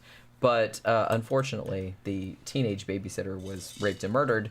And I think that maybe most folklorists think that maybe this real event is what spurred the whole babysitter and the murder, because there have been a million like variations of this. And like I said, there have been tons and tons of movies of it. I got a feeling she knew who did it. Maybe not. It might have just been some rando, you don't know. Or it could have been a fucking neighbor. I don't know. I mean, it was probably somebody that knew she was there alone. Yeah. But it's funny that the kid didn't wake up. I mean, he was 3. Yeah, okay. That young? Okay. Yeah. So it's not like, I don't think it's that weird. Right. I mean, and the kids are probably just kind of like, if they wake up, you're 3. You're just kind of like, what's that? Whatever. Right. But, you don't really know what's going on. You're 3. 3, that's young, yeah. Interestingly, there have been a lot more modern versions of this which inject like a clown thing, because I kind of feel like in the last 10, 20 years, urban legends about clowns have proliferated because everybody's decided that clowns are scary, which they are. But so, you had that whole urban legend about like all the clowns like turning up in the various cities and doing shit, which it did happen a couple times, but it didn't happen in all the times and places that have been attributed to it. But even the clown shit has like kind of wormed its way into this classic legend. More modern versions of the babysitter and the man upstairs story, usually instead of like the dude calling and saying, hey, check the children or whatever, because that's a little bit old fashioned, from a modern perspective. But usually what happens in the modern versions is that she goes up to check on the kids, and there is a clown thing in the corner that she thinks is a statue, and she's weirded out by it. And then when one of the parents calls to check on the kids, she says, hey, I don't really like that freaky clown statue that's in your kid's room. Can I put a blanket over it or something? And they're just like, clown statue? What are you talking about? We don't have a clown statue in the kid's room. At which point we're just kind of like, uh-oh, you know what I mean? Because it's like a fucking serial killer looking like a clown. Because I kind of feel like nowadays you have to add a scary clown to everything because that's just what we do nowadays. How many horror movies in the past 20 years have there been with fucking scary clowns in them? We saw a shitty-ass scary clown movie. The whole fucking movie was shit. Remember that? Yeah, what was that called? We reviewed it. Stupid as hell. It was about that clown-themed motel. Was it not? Something like that. I've seen some good clown-themed movies. Yeah, that shit was terrible. I've seen some good ones, was though. The one with that fucking crazy-ass fucking clown. What was the name of that? Terrorizer? Yeah. And that was called Terrorizer? Yeah. That was a good one. The rest of them. And that was based on, Art the Clown. Yeah. That one was good. Yeah, super gory. Yeah. Well, that was kind of based on a character that, and I think I maybe reviewed it, or we talked about it like on our Halloween show like a couple years back. That came from an anthology movie called All Hallows Eve, I want to say. And Art the Clown was like introduced, and then like people responded to that so well that he got his own movie, which was Terrifier. But yeah, so if you like gore, like watch Terrifier. That's a really good killer clown movie. There was another one that was just called Clown that was about a guy that he, like the clown that he hired for his kid's birthday party couldn't show up. So he found a clown costume and wore it himself. And it turned out that the clown costume was actually the skin of a demon called a cloyne. Yeah, clown. So yeah, it fused, like the rainbow hair like fused to his hair and the nose fused to his nose. I remember that. That was good. And so that was good. and he ends up like eating children, like, and he doesn't want to, and it's awesome. Yeah, I forgot about it. It's really good. That one's actually better than Terrorizer. It's really good. It's called a Clown. It's just called Clown. Clown, yeah. I can't remember what year it came out. It was 2015, maybe 14, somewhere around there. Maybe 2013. I don't remember, but it was really good. But that was the best. If you look up. Yeah, it's a demon called a cloyne. Clone. That's like, oh well, that's what all the modern clown stuff is based on. Yeah. This old demon, and it's this guy that puts on this clown suit, and it essentially becomes fused to him, and it turns him into a child-eating demon. Yeah, it's rad, and it's really demon skin, and it's really gory, and so many children get horribly eaten and mutilated in this. It's wonderful. And the demon skin is fucking bizarre. It looks like a clown outfit, but that's its skin. That's a good idea. Guys, I want to see that one again. I wonder if there's a sequel. I don't know. I don't know if there was, but yeah, that was actually one of the. I think that was the best clown horror movie that I saw. Well, I mean, Killer Clowns from Outer Space is good. Clown was better. That was a good clown movie, but Clown was better. But yeah, I actually really did like that one. Yeah. I did like that one. But I feel like it's one of those things where horror movies, I feel like there was a big thing like, oh, clowns are scary, so now we're gonna like do all the clown horror movies. It was just kind of like all the shark horror movies, all the Ouija horror movies, Ouija shark, all the crossovers. Was there a clown shark? Probably. Let's check on Tubi. I'm sure it's there. But I don't know. The more movies that you make with scary clowns in them, the less scary they are. Yeah. I mean, they are kind of scary. I get it. But I don't know. to me, like, puppet, marionette, ventriloquist dummies are scarier than clowns. And even that's, like, not super scary, depending on how you do it. But I just kind of feel like it's too common nowadays, and it's just kind of like, oh, boy, another, like, clown horror movie. But there have been good ones. And Clown is actually, like, really, really good. The clown in the original Poltergeist was scary. Yeah, I agree. And I kind of feel like maybe... I don't know, maybe that's kind of where the scary clown thing came from. I don't know. When did the novel of It come out?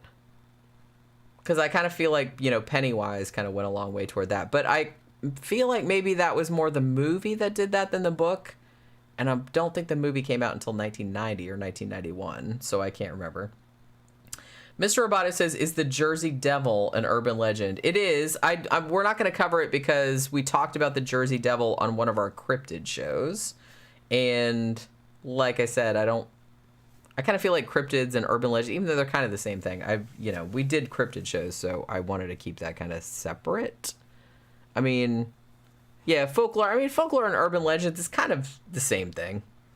Folklore, I kind of feel like, is more maybe shit that's rooted in older shit, whereas like urban legends are usually like more modern things. But sometimes the modern urban legends are based on older folklore, just modernized for whatever.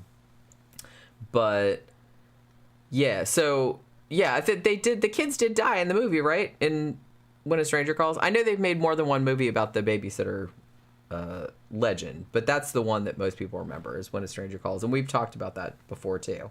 That's kind of like pretty much a straightforward telling of that story. But there are like variations of it where the kids survive. There's some variations of it which are, you know, kind of lame, I have to say, that it turns out that it wasn't even a killer. It was just somebody pulling a prank, which, yeah, you know, again, that seems kind of dumb. It's not like you want kids to get killed, but if it's a story, you want some horror. Come on. You know what I mean? Why don't we do one more, and then I'll cook us something to eat. Well, okay, let me do a couple more. 4 hours, yeah. Let me do a couple more, right. Because there's a couple that I really wanted to talk about. Oh, shit, I wanted to talk about this. Well, I guess I'm going to have to skip that. I'll have to do a whole show about that. We can always do another show on this. I mean, yeah, I'm going to have to. But a couple of the ones that... the stuff there. I know. Well, like I said... 4 hours, I told you. Well, you know, if you didn't go off on so many fucking tangents... She's blaming me. See, this is how she does. She's blaming me. If I didn't say anything, this show would still be 3 hours. Well, yeah, because I have a lot of content. You would never cover all that. See, this is how she does. Yeah, I would. This is how she does. Slasher Fred says there's a tale about a doll called Robert that is said to be inspiration for Chucky from Child's Play. I kind of feel like we talked about Robert the doll because that's a Florida-based story. I think he's in Fort Lauderdale, or I don't know. There's something about that. But we have talked about that before. I just can't remember what show it was on. Thank you, Zach. Is it weird? Clowns don't scare me, but drag queens do. John Gora says, weren't they originally supposed to call the original Halloween the Babysitter Murders? Yes, they were. They were going to call it that. And it was largely based on that urban legend, which, like I said, was based on a real thing. But, you know, obviously it's been embellished. So here's an urban legend, which maybe a lot of people don't know, but this is actually one of my favorite ones. And I feel like the first time I read this one was back in the 70s or early 80s when I was a kid. In this book right here, which my grandfather gave me, I think, called Strange Stories, Amazing Facts. This was a Reader's Digest book. And I fucking loved this book. I read it like a million times when I was a kid. There's all kind of crazy shit in here. It's not all... There's like sections about like weird unsolved mysteries and like paranormal and shit like that. But there's like a lot of just like amazing science facts and historical facts and shit like that. So it's not all bullshit. I'm just saying that. But there's a story in here, and in here, the story is called Long at the Fair. But the story is usually sometimes also called The Vanishing Hotel Room. This story always fucking fascinated me. Now, in this book, this came out in the early 1970s. I think 1972 or 1974. And the story in this book was under the Unsolved Mysteries section, and it was told as though it was a true story. Like, it had details like it was a true story and everything. Story goes, usually, in most versions of it. So, there's usually a woman and her daughter, and normally they're going to Paris for the Exposition, which happened in 1889, 1900, right around there. Thank you, Janet. A drink for you and Tom. Enjoying the show. Thank you very Janet. much. You guys are awesome. Yeah, so it's usually a mother and daughter, and they're usually from India, and they're coming to Paris for the Exposition, and they came through Marseille. So they come to Paris, they stay in a hotel, they check into the hotel. Not too long after checking into the hotel, the mom gets sick. And so, you know, like the doctor comes and the hotel manager and everything like that. The doctor comes and examines the mom and then goes to the daughter and says, I can't leave the patient right now, so we need this specific medicine, and it's only at this one pharmacy, and it's on the other side of Paris. So you have to take my carriage and go get it, and then bring it back here, like for your mom. So the girl gets in the carriage and goes, but it takes like a really long time. Now, usually there's reasons like, oh, because of the Exposition, like there's a fuck ton of people in the city and it's like everything's backed up, or because she can't really speak French and so she's having a hard time communicating with people or whatever. But for whatever reason, it usually ends up taking about 4 hours for her to go to the pharmacy, get the medication, and come back to the hotel. When she comes back to the hotel, she discovers that her mother is gone and that nobody at the hotel seems to remember that she checked in with her mother. Basically, the version that I heard and the version that's in here that has like a lot of details, including like the room number, which was 342, and all these other things. So the daughter comes back and she says, hey, I got the medication. Where's my mom? And now, like, the person that checked them into the hotel is like, wait, like, what are you talking about? You checked in by yourself. And the daughter's like, the fuck are you talking about? I checked in here with my mom like 4 hours ago. Check the book, like where you sign in. And she looks at the book and she sees her name there, like she signed it. But the name above where her mom signed it is somebody else's name. So she's like, no, man, we're in room 342 or whatever. And so they take her up to that room and they go in there and the room is totally different. Like the decor and everything is like totally different. Her mom is not there. Nobody knows her mom. Nobody says she checked in with her mom. And it's like this fucking crazy ass story. So this story was reported as true in this book and has been reported as true, I mean, going back a long way. This story actually goes back much farther than I realized, like when I went back and researched it. Most iterations of the story kind of go to the point where the daughter somehow like does some kind of investigation and she figures out that what happened was that her mom had the plague. And so they decided that rather than let that news get out because the Exposition was going on and they didn't want, we have to close the beaches. It was like a tourist situation. They didn't want like, any bad publicity getting out. So they said, well, what we're going to do is we're going to completely cover this up. We're going to redecorate the room where she was. We're going to hide the body. We're going to pretend that she was never here. And we're just going to, So most versions of the story have the daughter, like, obviously because everyone's telling her that her mom didn't exist and she checked in alone, which she knows she didn't. And she ends up going to like an insane asylum later on. And that was actually dramatized in like several movies. This was actually turned up in like, I didn't know this when I first read the story. Because like I said, I was a kid when I read that. And I was like, man, that's crazy. But yeah, so it's supposedly this big cover up where somehow inexplicably they redecorated a whole entire hotel suite in like 4 hours, which I don't buy that. No. But okay. But it's a cool story anyway. But they actually made this into a movie. It was in like a bunch of novels. I think that the earliest novel that it was in, maybe, was from like 1913, I want to say. It was in like a bunch of movies too. There were some movies there was one called Bunny Lake is Missing from 1957 that kind of had a similar thing, although there's some details were missing. There was another film in 1938 called The Lady Vanishes, which I think was an early Alfred Hitchcock, if I'm not mistaken. And that was kind of a similar thing, but didn't have some of the elements. But as I said, there was a novel that came out in 1934 by Alexander Woollcott that had this same story in it. And he said that the story was true, and he had got it from a Detroit newspaper back in 1889. But that's never been verified. So again, this seems like a story that keeps being reported as true, but nobody can really find like a source for it.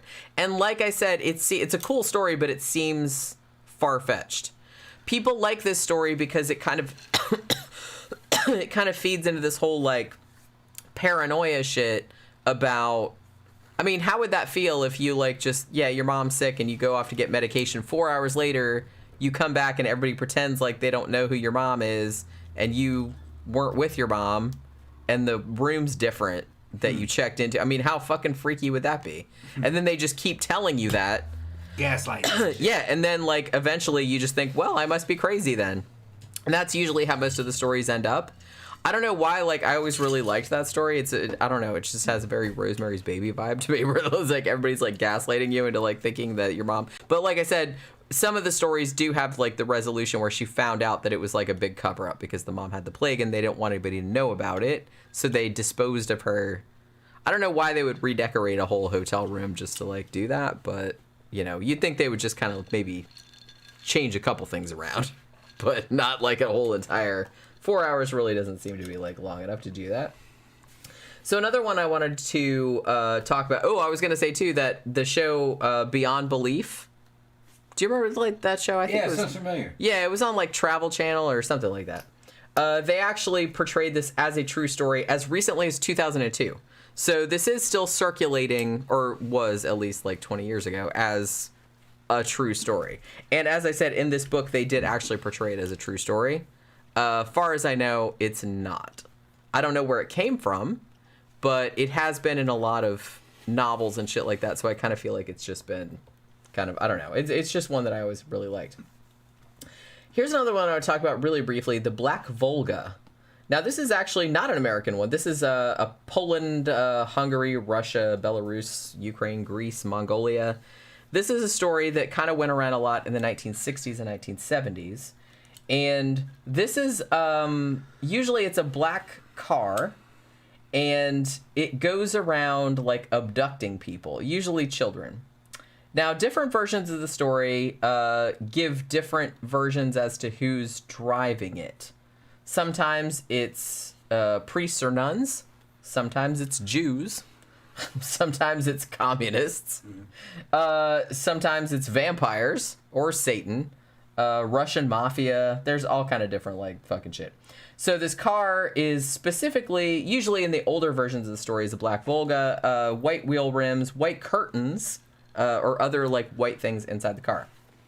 So this like drives around like kidnapping people, and the children that are kidnapped are usually, their blood is drained to cure rich Westerners or Arabs who are suffering from leukemia. Also, variations of this use like organ theft, which like you were talking about before. KGB is like stealing people's organs, going around these fucking cars. KGB wasn't interested in that shit. Well, no, but like I said, it's an urban legend. So it's a very common urban legend in that part of the world, or at least it was in the 60s and 70s, of this particular black car driving around kidnapping people and like taking their organs or their blood or whatever. Late 20th century, you got like other versions of it. Usually then it would be like a Mercedes or a BMW. Sometimes the license plate had 666 on it, because of course it did. Here was another, I like this variation too. The driver would ask passersby for the current time and kill them when they approached the car to answer. In another version of the legend, the victim would die at the same time a day later. Ooh, that's like The Ring or some shit like that. The driver will tell them tomorrow you'll die at this hour. Another version of the legend says that if you, when the driver of the Volga asked you what time is it, you had to answer, it is God's time, and then they would leave you alone. Okay, yeah. So okay, yeah. so like that was Russian Orthodox that's shit. how you could like circumvent it, Right, which yeah. is like that's like super super funny. Yeah. But yeah, I don't know. I just like really like that story. I like the idea of like some black car like driving around like kidnapping people. Now I think the Russians had a damn superhero movie based on the damn Volga. I think they did, yeah. About a Russian. He was like it was a magic Volga. Didn't it fly and have all kinds of fucking? Yeah, now that you mention it, I Hadn't think seen it in a while. that yeah, it might have and that might have been because like I said, It's this an was old a pretty common car. common Yeah. this is a pretty common urban legend in that Yeah. part of the world. I don't know about nowadays. I don't know if it's that widespread now. But back in the 60s and 70s and 80s, it was like very, very common.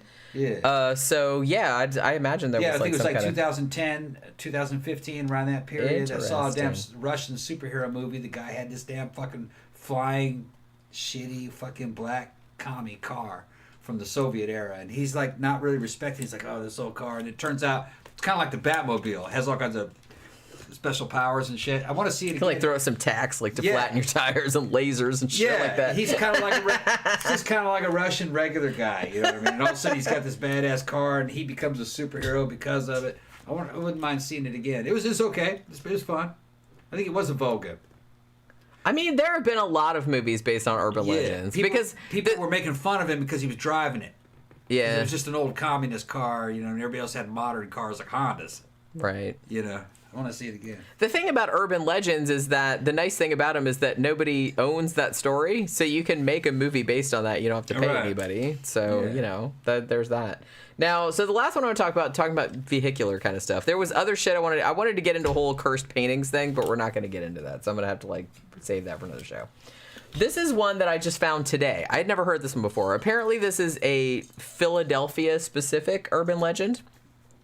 This is the bus to nowhere. See, I love this kind of stuff because this is like, it's not super murdery, but it's just like ambiguous enough to be like super creepy.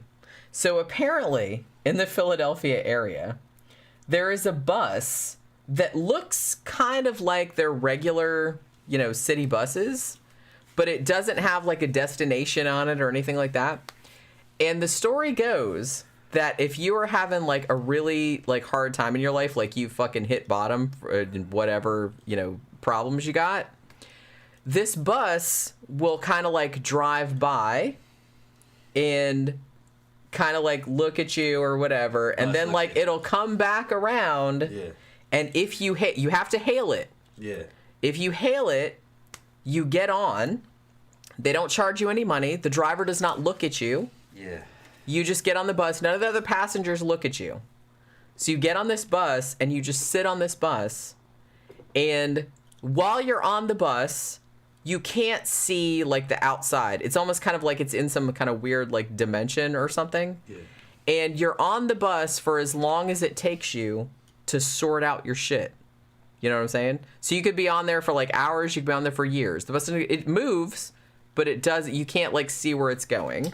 I thought you were going to tell me that the bus pulls over and you get in there and it turns out you got to go on tour with Anvil. That's a whole other variation. I think I'd rather be on the bus to nowhere, to be honest with you. You're on tour with Anvil. Yeah. But the weird, so you're on this bus for like a long time, and then apparently if you've sorted out your shit, and you think like, okay, I've sorted out my shit now, you're in like this other like weird bus dimension, and you know, pull the cord to get off, and the bus will drop you off the same place that you picked it up. Now it might be hours, it might be years later, you don't know. But you get out and you've supposedly like sorted your shit out and you can turn your life around now. Now the bus, if you're having some fucked up shit and it comes by you and you don't hail it when it comes back by, that's the only chance you're gonna get. It's not gonna like come back again. It's almost kind of like the bus is like a redemption kind of thing. I got you. I have never heard this story. I hadn't heard it before today. And I don't think that it has... I feel like it doesn't have an equivalent in other places. This is a very Philadelphia specific. And some people have said that they've been on this bus. And this bus, it just drives around. It doesn't go anyplace. And you can't see where it's going. The only way that you know that it's time to get off is if you can suddenly see like the city lights outside. Instead of just like nothingness. And that means, okay, you need to get off now and like get on with your life. You've sorted out the shit that you need to sort out, and now you need to like turn your life around. It's a self-help bus. It is. Yeah. It's like it's a creepy self-help because that's pretty creepy. I don't know. There's something really creepy about that. Like, it's kind of nice. I mean, as far as most urban legends, because usually I like the real gruesome urban legends. This one is not gruesome, but for some reason that one, it makes it kind of creepier because it's like ambiguous. What does the bus want? Weird. Why does the bus want you to like come in the bus? I wonder who made that shit up. This is it's kind of like the weird. It's like the. I don't know, man. It's like the weird like purgatory bus. Janice says it's like the Twilight Zone. Yeah, it's like the Twilight Zone purgatory bus. And for some reason, like shit like that is like creepier to me than like straight up murdery shit. I don't know why. Just because you don't know like what the motive is, I guess. I don't know. But I just found that today and I was just kind of like, wow, that's some creepy ass shit. I don't know what. Honestly, I'd be kind of curious though if I actually did see the bus to nowhere and it like stopped by me or went by me. I'd be like, I'm gonna get on the bus. I'm gonna see what happens. I would totally do that. I'm just saying, the midnight meat bus. Yeah, well, see, that's what I thought of. I thought of Midnight Meat Train, that Clive Barker story, which was much more murdery. This one not so murdery. It just seems like you said, like it's kind of like a Twilight Zone episode. Okay, we're coming up on 4 hours. Is there anything else you guys want to talk about? If there are any questions or anything, we can drop them down in the comment section. If not, then we're gonna go ahead and we're gonna fucking shut it down.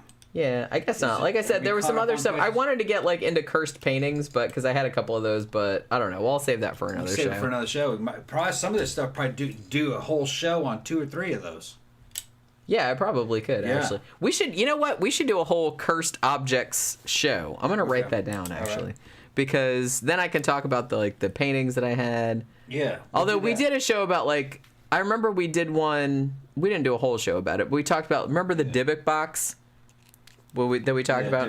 I think we talked about that. Oh, we did a show about horror movies that were based on real things. So we talked about like that Suicide Forest and The Watcher. I think we talked about that case, and I think we talked about the Dybbuk box and one other thing. But I don't know. I like cursed object type of stories too. So I had like 3 different like cursed painting stories that I was going to talk about that were urban legends. But Janet says, yeah, that sounds good. We'll do one on cursed. But we'll get into that. Yeah. Victor says, I'd get on the bang bus. Yeah. The bang bus? Yeah. I think I've been on a bang bus.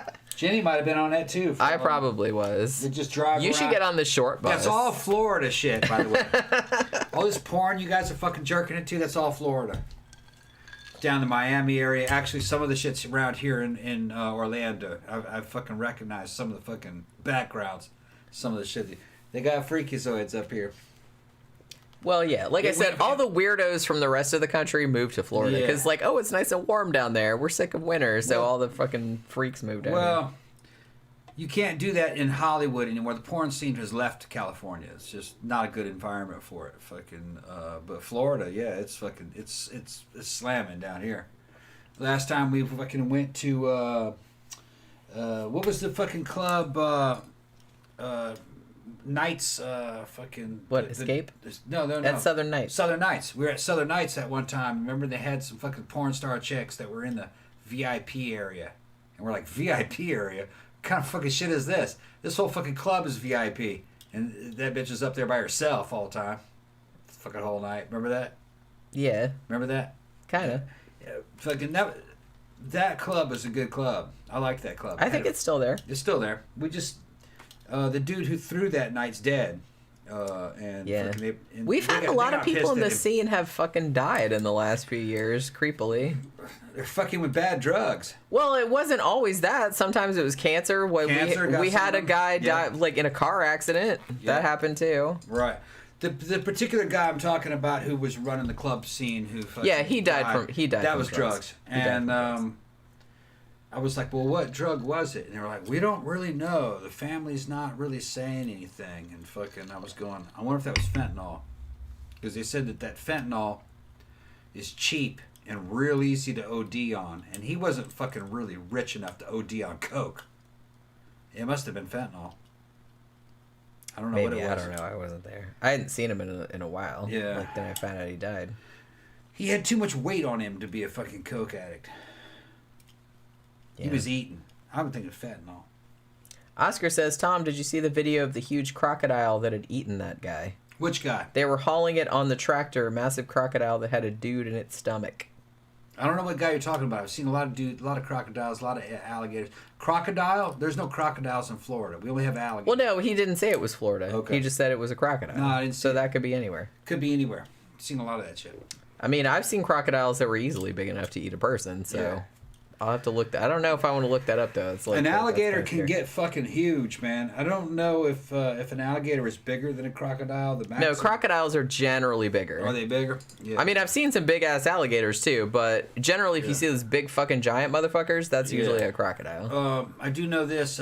Crocodiles tend to be more aggressive. They have Generally, they are. they Yeah. have a more aggressive reputation. An alligator actually can kind of become cohabitated with humans.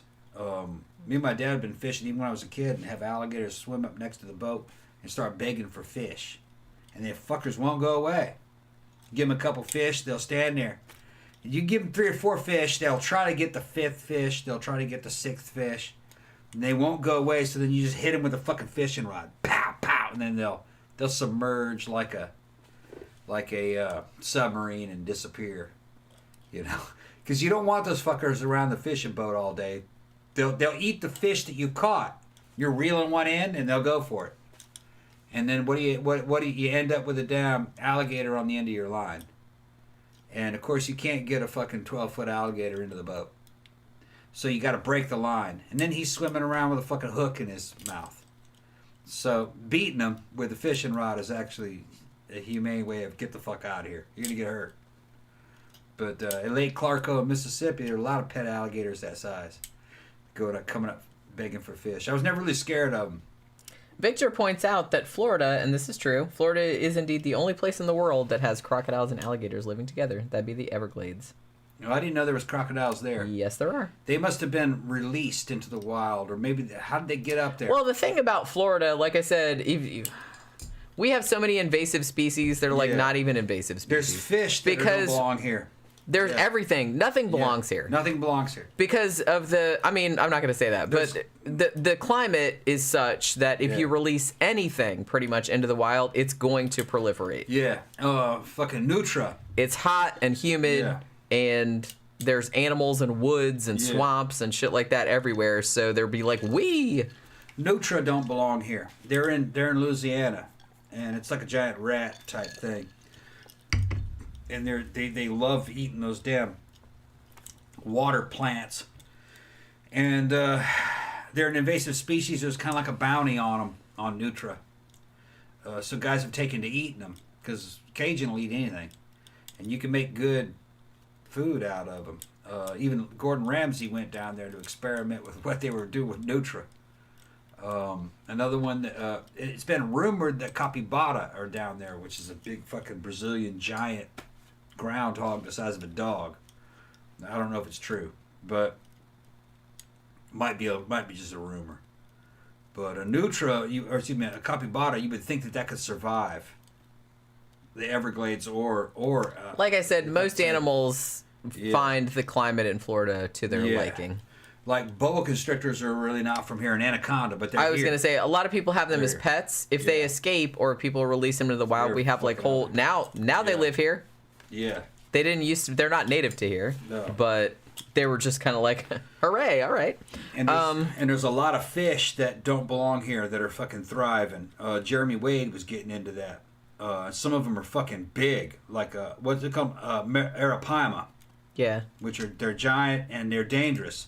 They're known for jumping out of the water and hitting you dead in the chest and killing you. That's how big they are, you know. Well, this 60-pound fish. It's like getting hit in the chest by a fucking lamb or a pig, you know. I think it was Or an a arapaima. sledgehammer, Or a perhaps. sledgehammer. And they found dudes dead floating in the water. They're not sure what killed them. They think it might have been an arapaima. Slasher Fred says, if you guys ever watched that show Beyond Belief, Fact or Fiction, yeah, I've seen some of those. Some of the stories were inspired by urban legend, yep. And Victor also said, yeah, crocodiles are native to Florida, yeah. Are they? Yeah. Well, like I said, Everglades, think they were supposed to that's be the there. only place that crocodiles and alligators, Okay. as far as I know, only place in the world that they live together. Oscar says, Jenny, have you seen the movie Begotten? I have. I actually wrote about it for my blog. That is one of the most similar to a nightmare movies that I've ever seen. It's if you haven't seen it, it's from the 90s, like the early 90s. It's the same guy that directed Shadow the Vampire, which is also excellent. But he made it look like a silent film, and it looks like a silent film from the 1920s. And it's weird. It's like symbolic, and it's just like really... Actually, there were like gifs from it that were floating around as like, ooh, creepy shit. You know what I mean? But it's from that movie. It's if you haven't seen it. But I watched it on YouTube. I don't know. So they're saying crocodiles are native to Florida. They're not native to Mississippi or Louisiana. Only alligator. But man, weird shit could happen. Okay. Mississippi River's huge and it feeds lakes. Bull shark can go up in the Mississippi River in fresh water. Well, And I've seen... people have been evidently killed or disappeared mysteriously in the Mississippi River and some of these larger lakes in places like even Mississippi. And they suspect bull shark or shark. Well, You know? where I grew up in Daytona Beach, if you guys don't know, it's Daytona Beach. It's kind of like you have like the mainland, and then there's the Halifax River, and then there's like a strip of land, and then there's the ocean. Now, the Halifax River eventually, if you go far south enough, feeds into the Atlantic. So sometimes I have actually seen in the river, I have seen dolphins in there, and I have seen sharks in there occasionally. Yeah. So it does happen because it's connected. It's not really that far. So that it actually, they can like swim up into it and back out into the ocean again. I've been a kid swimming around in some of these Mississippi freshwater lakes and in fucking tributaries of the fucking Mississippi type river, and there's other rivers that fucking go through there. And, you know, the water's not deep, 4 feet, maybe in the center of the river. It's not very wide across, 30 feet. And I would have been surprised as hell to be inner tubing and swimming in fresh water and just out of the blue get fucking eaten by a fucking hungry ass shark in fresh water where it isn't supposed to be. Imagine that. Because there were times when I was swimming afraid of Jaws because I saw the movie, but then reassuring myself, no, there can never be a shark out here. It's fresh water. Jaws scared me so much that I thought, well, I don't even know if it was so much Jaws, but it was like that James Bond movie where like the sharks came out in the pool. Yeah. So when I was a kid, like even swimming in a pool, I was like, I know it's stupid, but some like supervillain could release some sharks into this pool right now and eat me. Yeah. And that, it was always like in the back of my mind.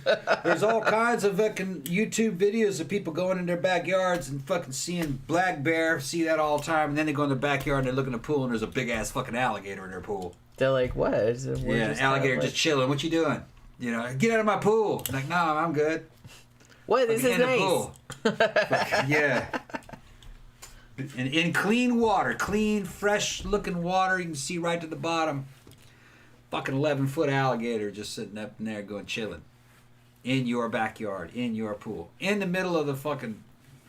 Well, it happens a lot in Florida. It happens a lot in Florida. Yeah. And I kind of feel like if you have a pool in Florida, then at some point you walked out and probably found an alligator in there at some point. Or something. Deer swimming in it. Or something. Yeah, like, or some animal, yeah. Yeah. Being like, hey, woo, thank you. Yeah. Danny Rolling Ghostface said one more story, Jenny. All right, one more very, very quick story. All right. Okay?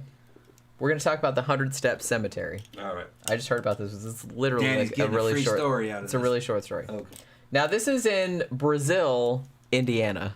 I didn't know there was a town called Brazil in Indiana. Oh man, there's Learn Athens, something new. There's Athens in every fucking city. Well, I know that. Athens. I know that, Athens, but I didn't know there was Athens, like Georgia. cities named after like a whole country. Yeah.